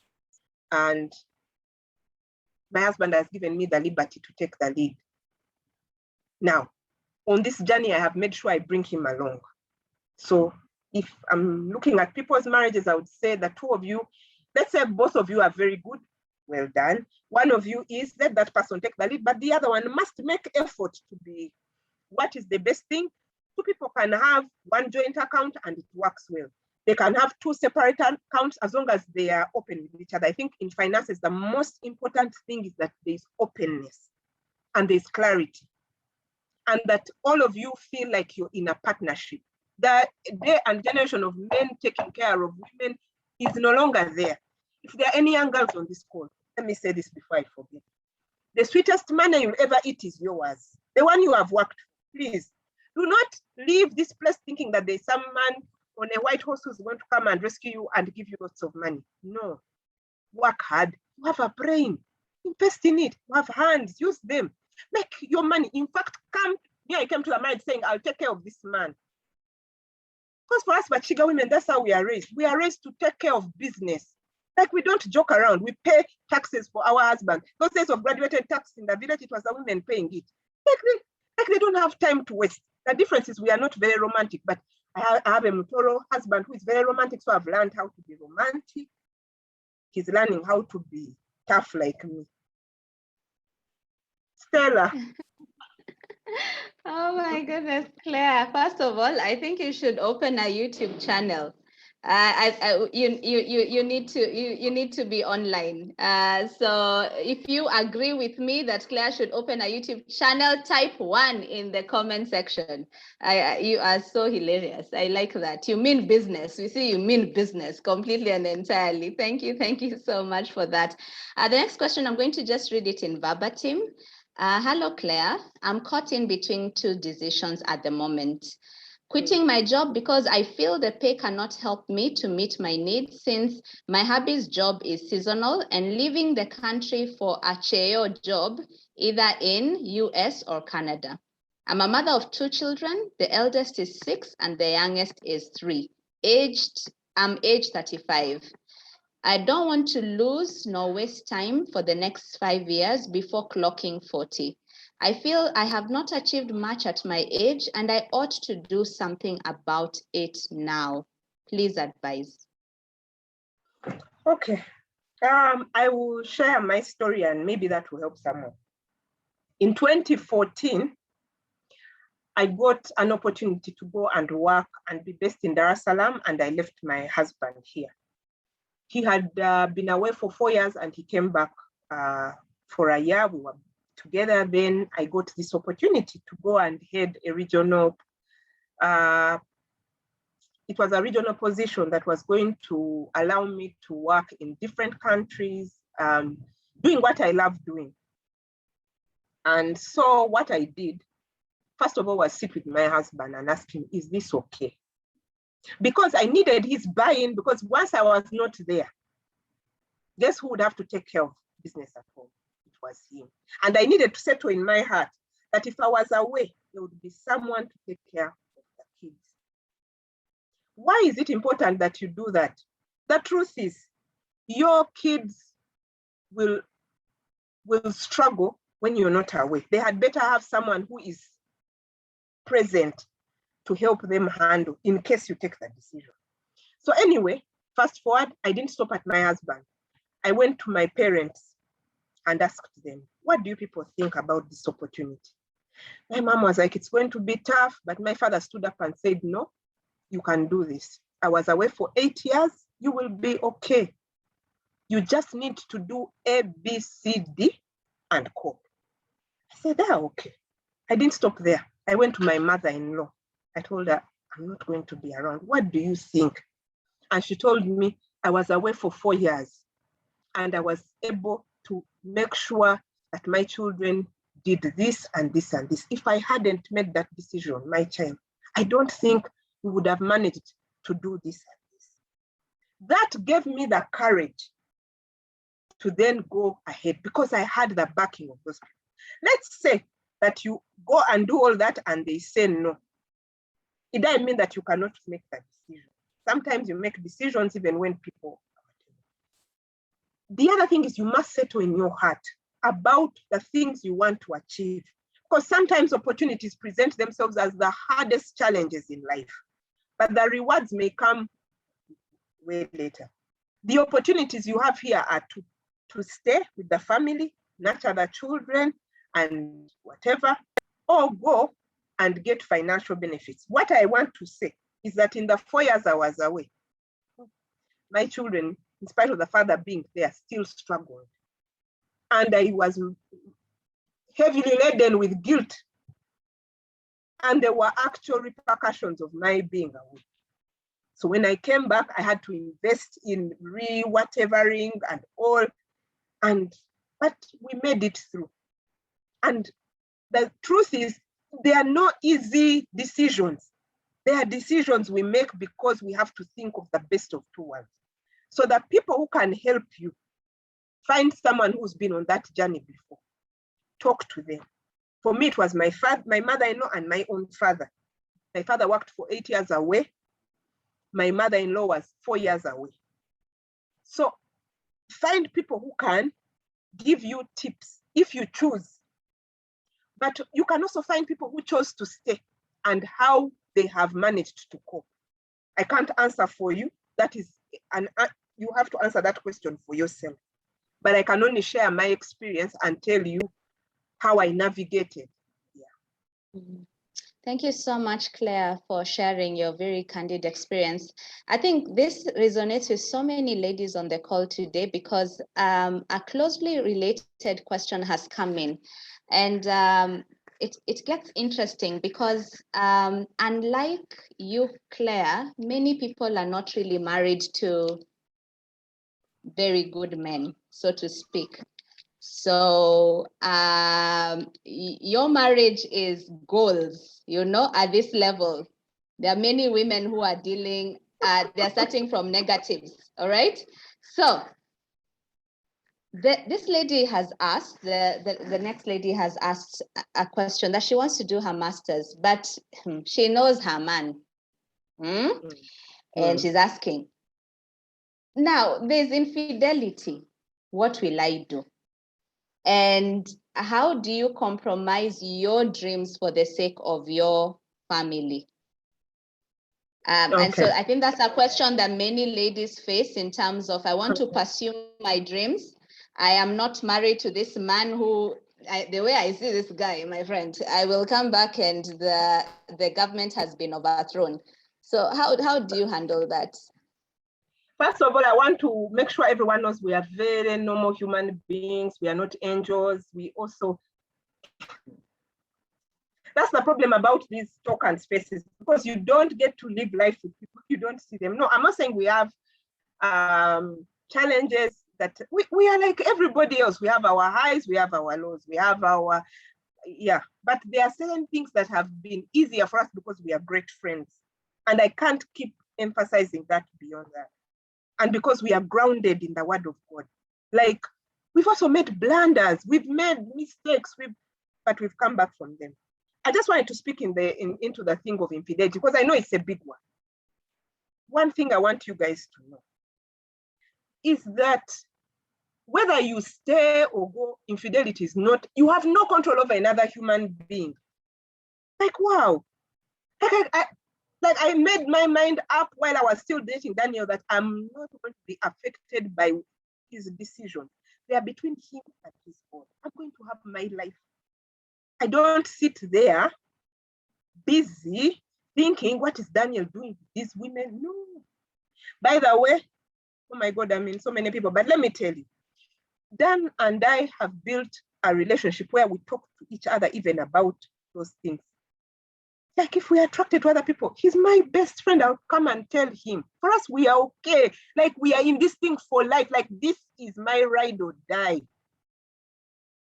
So the onus of who takes care of their body is the person who owns it, not the other one. I don't sit there and worry about how my husband is going to be faithful.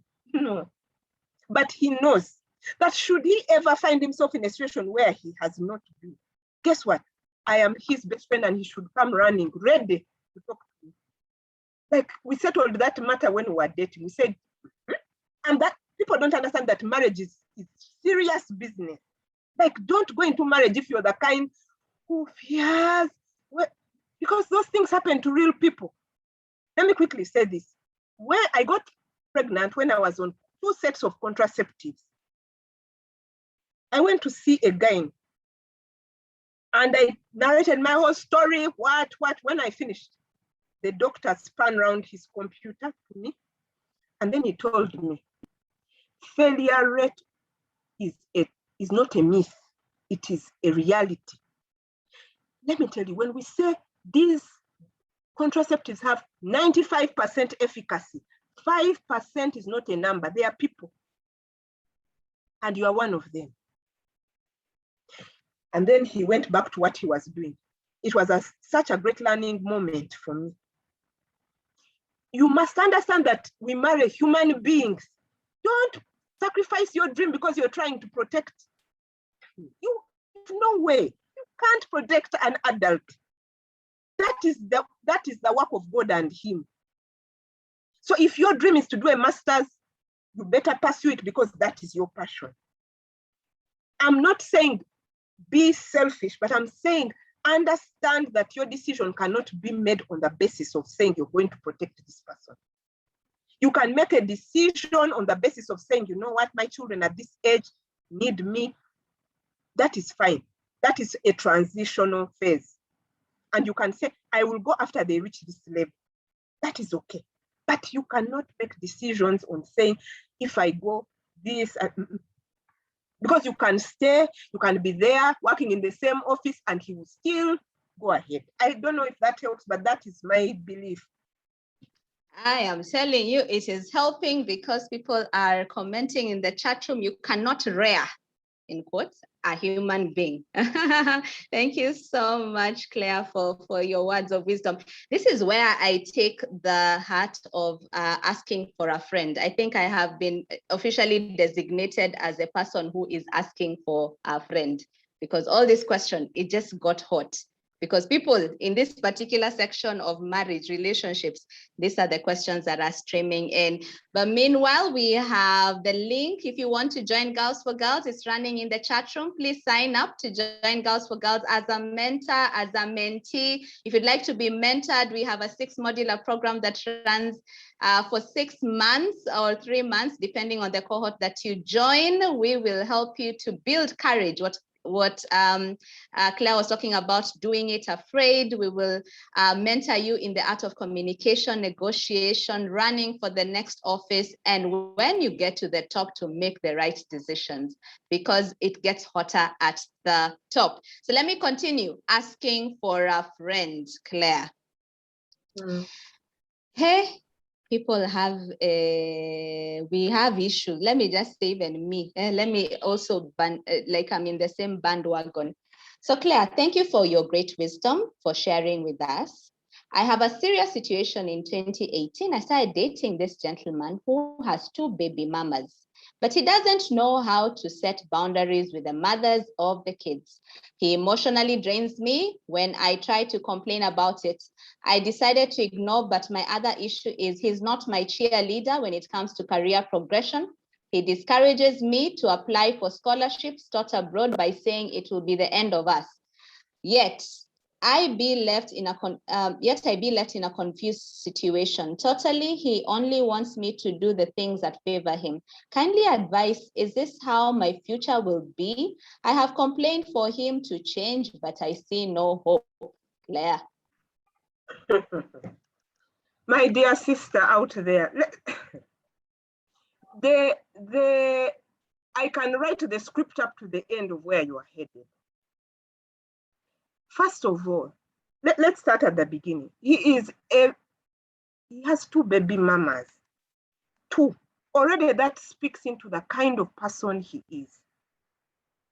You can't, someone who has jumped from one person to another had better show you that he has made great strides to reconcile himself, because what were the foundational issues that, I don't know whether that question has been answered.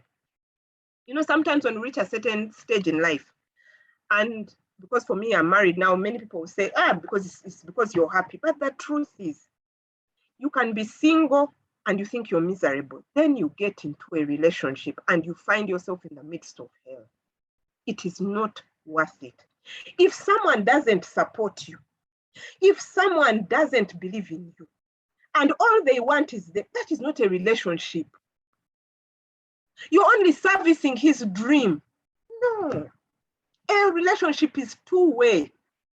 There has to be a point at which you negotiate and get a win-win. The good thing my husband now is here. Maybe a few questions he can answer. But the truth is, he understands how men think. And he always tells me men are inherently selfish. So by the time you end up with a man, he had better show you that he has you on his radar. And he will go to miles to show you. But the moment everything around you, you are the one making all the effort. He's like, he's not just into you. And there was a movie done about that statement. So what can you do? You own your happiness. The responsibility for your life is in your hands. If you're still dating, you're not in a marriage. Because the thing is, once you cross into a marriage, guess what? If he's your husband, the conversation changes.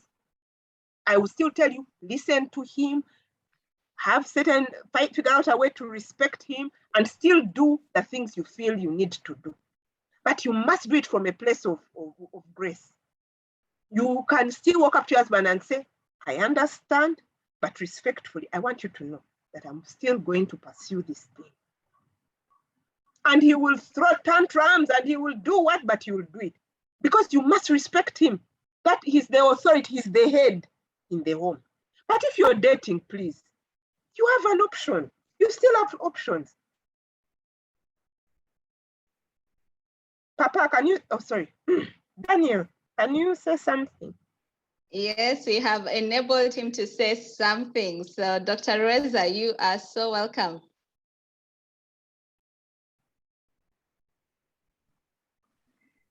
This is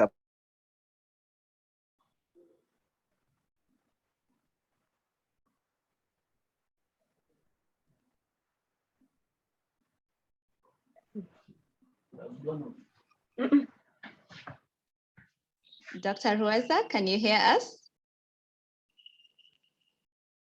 Oh, wonderful. This is even better. Hello, Hi. Dr. Reza. How are you? Fine, thank you. This is supposed to be Claire's time, not mine. No, Papa. But I think, wow. Thank you first of all, for pulling her out of her cave. I've been struggling, but now that she's out, the YouTube channel surely should be the next step. Yeah. So I think what you have said is true, that first of all, we are inherently selfish. And we do not, at least I don't pretend about that, you know. We're inherently selfish, and therefore we tend as always to look out for ourselves first. All right. So we want our wives near us, or our girlfriends near us. I mean, we want to bathe first and then walk away, then leave you to clean up after us. So this guy who I've heard you talk about, obviously, he wants the better of both worlds, and not the better, the best. The best of both worlds. And so he's going to say, look, our relationship is going to die if you leave me, and so on and so forth. Of course, if he's determined, if he's really into you, he will do everything it takes to hang in there. But if he's already thinking of options, then you're not really priority in his life. So, yeah, I think that is what I can say, just to reaffirm the fact that when a man is really into you, man, there are things we do. There are things we do. There are spaces we go to. We will borrow money to visit you when you're going to do your masters. We'll write you letters. We'll buy flowers.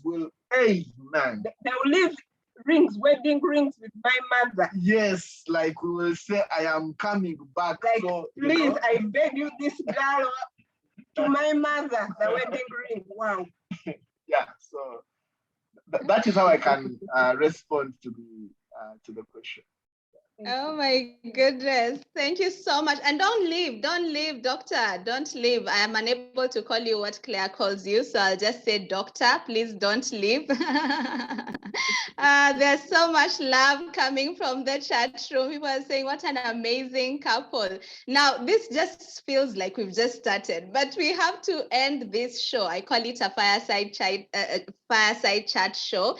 And I think we need to bring you back. We will definitely bring you back so that you can infuse your words of wisdom to us, because today we have definitely been mesmerized. But I'd like you to answer this question, the last question as a couple. And I'd like Claire to take it from the woman's side and Dr. Rueza to take it from the guy's side. And thank you, Dr. Rueza, for giving us an insight about the guys. Now I kind of understand how men think. Now, we are looking at you. We want what you have, the single girls, single ladies in the house. Now, I have Molly who's saying there's a prospect, but this prospect is at work. So she's looking at her life and she's thinking, I also want what Claire has. Might he be the one? Should I? I'm scared of, jeopardizing my career. What should I do? Because a guy looks like he's a bit serious about me. So this question is really about the single ladies dating. And as you can very much see, the questions that came in is that many women have found themselves in I call them situationships, not relationships. And they can make the wrong mistake of getting married to the wrong person.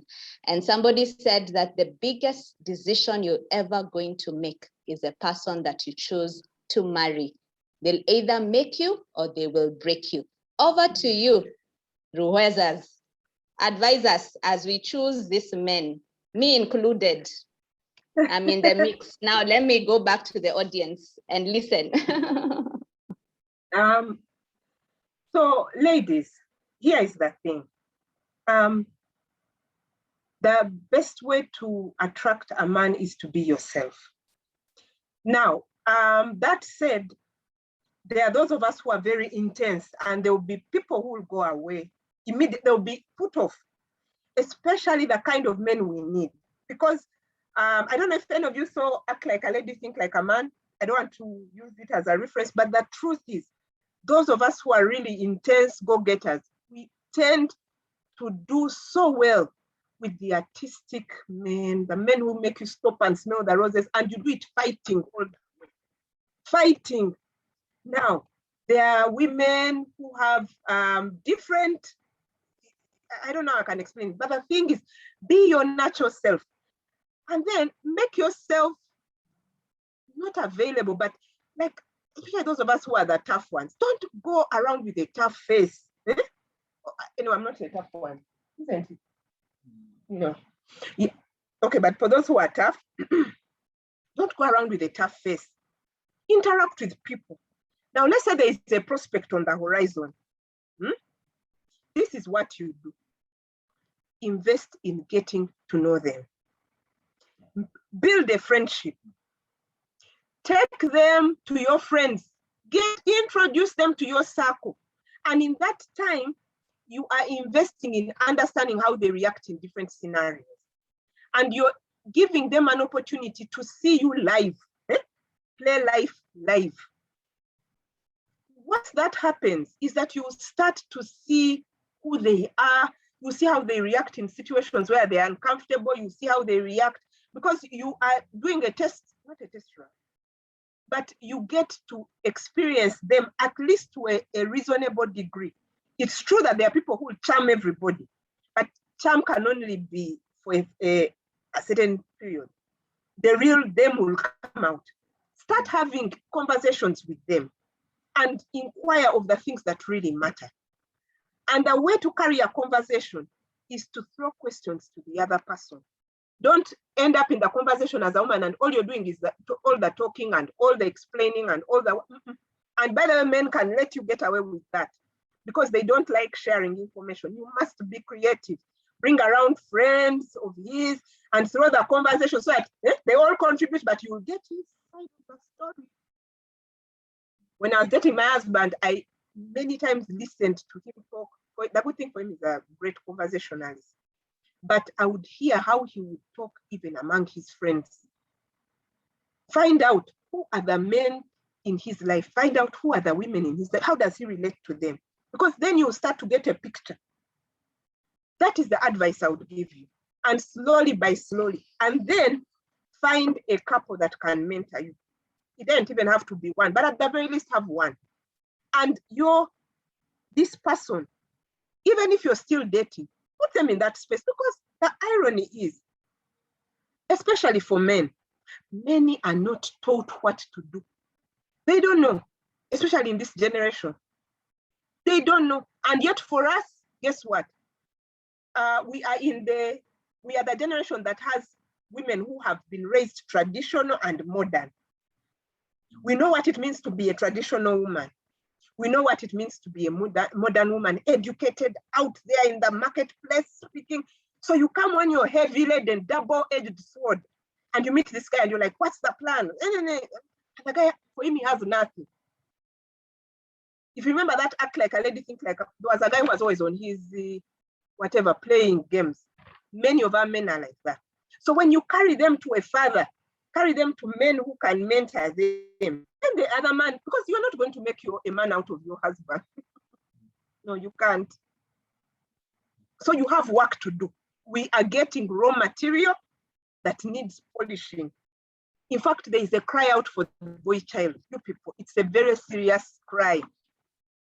Many of us are investing in the girl child, making sure she's powerful, but the men don't know how to deal with us.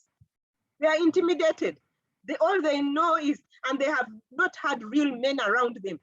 You're there blaming them for how they're behaving, but have you seen the fathers, the patterns of the men who are there around them? Men are behind.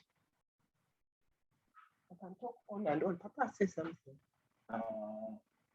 Yeah, as in, so let's first answer the question specifically regarding this lady who thinks that the guy at the workspace is the one. I think it's important for her to take time and discover who this person is, and use as many tactics as possible.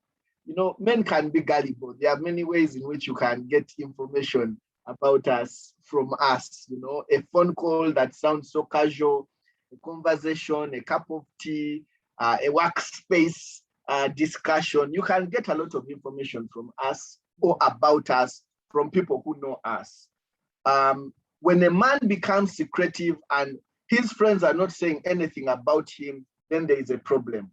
If a man has no one he's accountable to, and when you try to make some clever inquiries, everyone is shut, door shut, then it is room for you to be scared. Because if you don't know about him, it becomes very likely that he's hiding certain facts about himself. So inquire, get to know what kind of individual he is. what is his personality type, what is his temperament, what does he like, what doesn't he like, and things such as that. Those things will begin to give you an indication whether the two of you can actually, can you even sustain a conversation, apart from looking nice and tall, dark, handsome, or tall, brown, handsome, muscles and all. When he opens his mouth to speak, what does he say? What does he say? As in, apart from applauding how beautiful you are and how well dressed you look and how nice the cup of tea is, what else is coming out of his mouth? For out of the mouth, you get to know.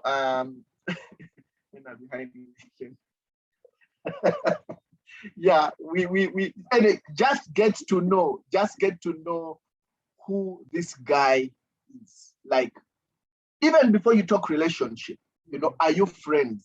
What do you know about him? When someone asks you, tell me about person X, what are you going to say, about that individual?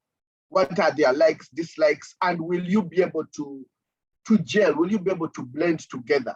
Then you can start talking about considering aspects of a relationship. Because the truth is, marriage is a totally different ball game. When you're married, you are stripped to the core, to the bare minimum. This is a person who sees you once you've woken up with all your hair on.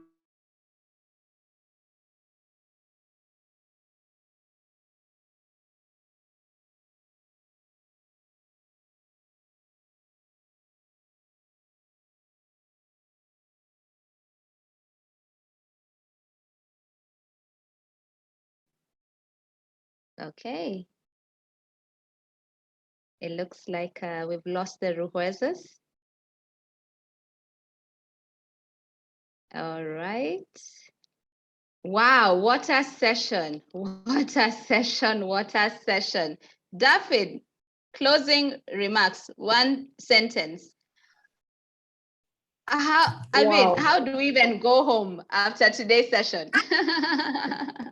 Thank you for moderating, Daphne. Tell me, closing remarks. Wow, this has really been quite insightful. I like the richness of the stories from Claire with so much passion. I'm so glad to have been part Sorry, Daphne, we went off, but very briefly, it's important that you get to invest in knowing who this person is. Get to know who this gentleman is before you take time to go the next step of deciding on what the relationship, whether the relationship can happen or not. Why do I say so? 100% of the time, marriage is a friendship. Like the conversations Claire has been talking about all come from the basis that we are friends first. And when you're with your friend, it's easy for you to have certain conversations, certain discussions. You don't take things so seriously. It is easy for you to plan certain things together.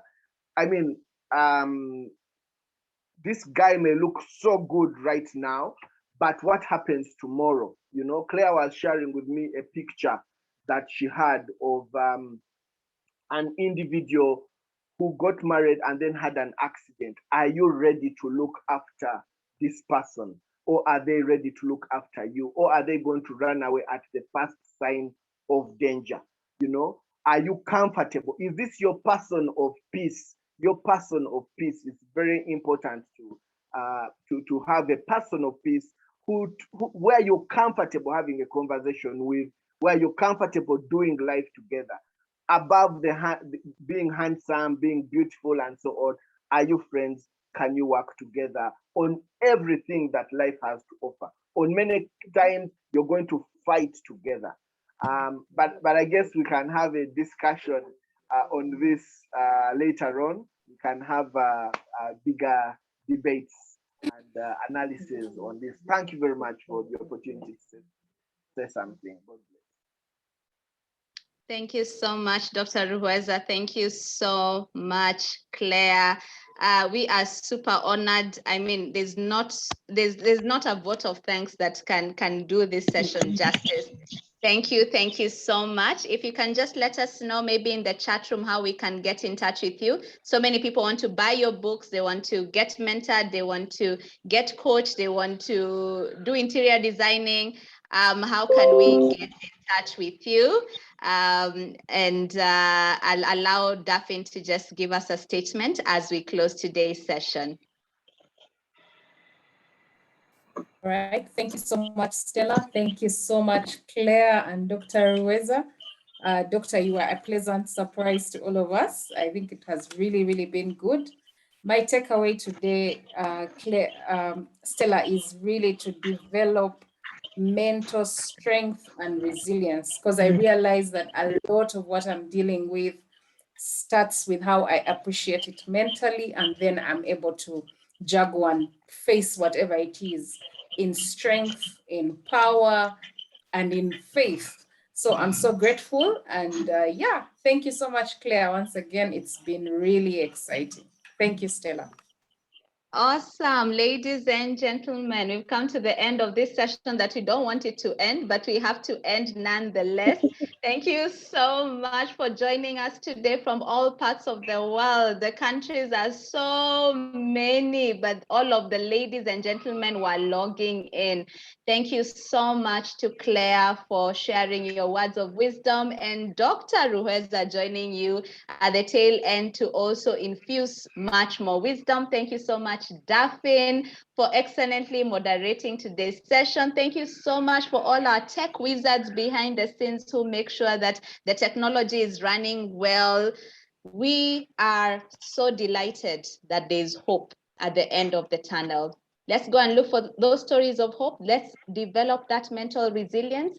Let's meet next time on the second Friday of September as we share another fireside chat. God bless you and make you a blessing. Goodbye.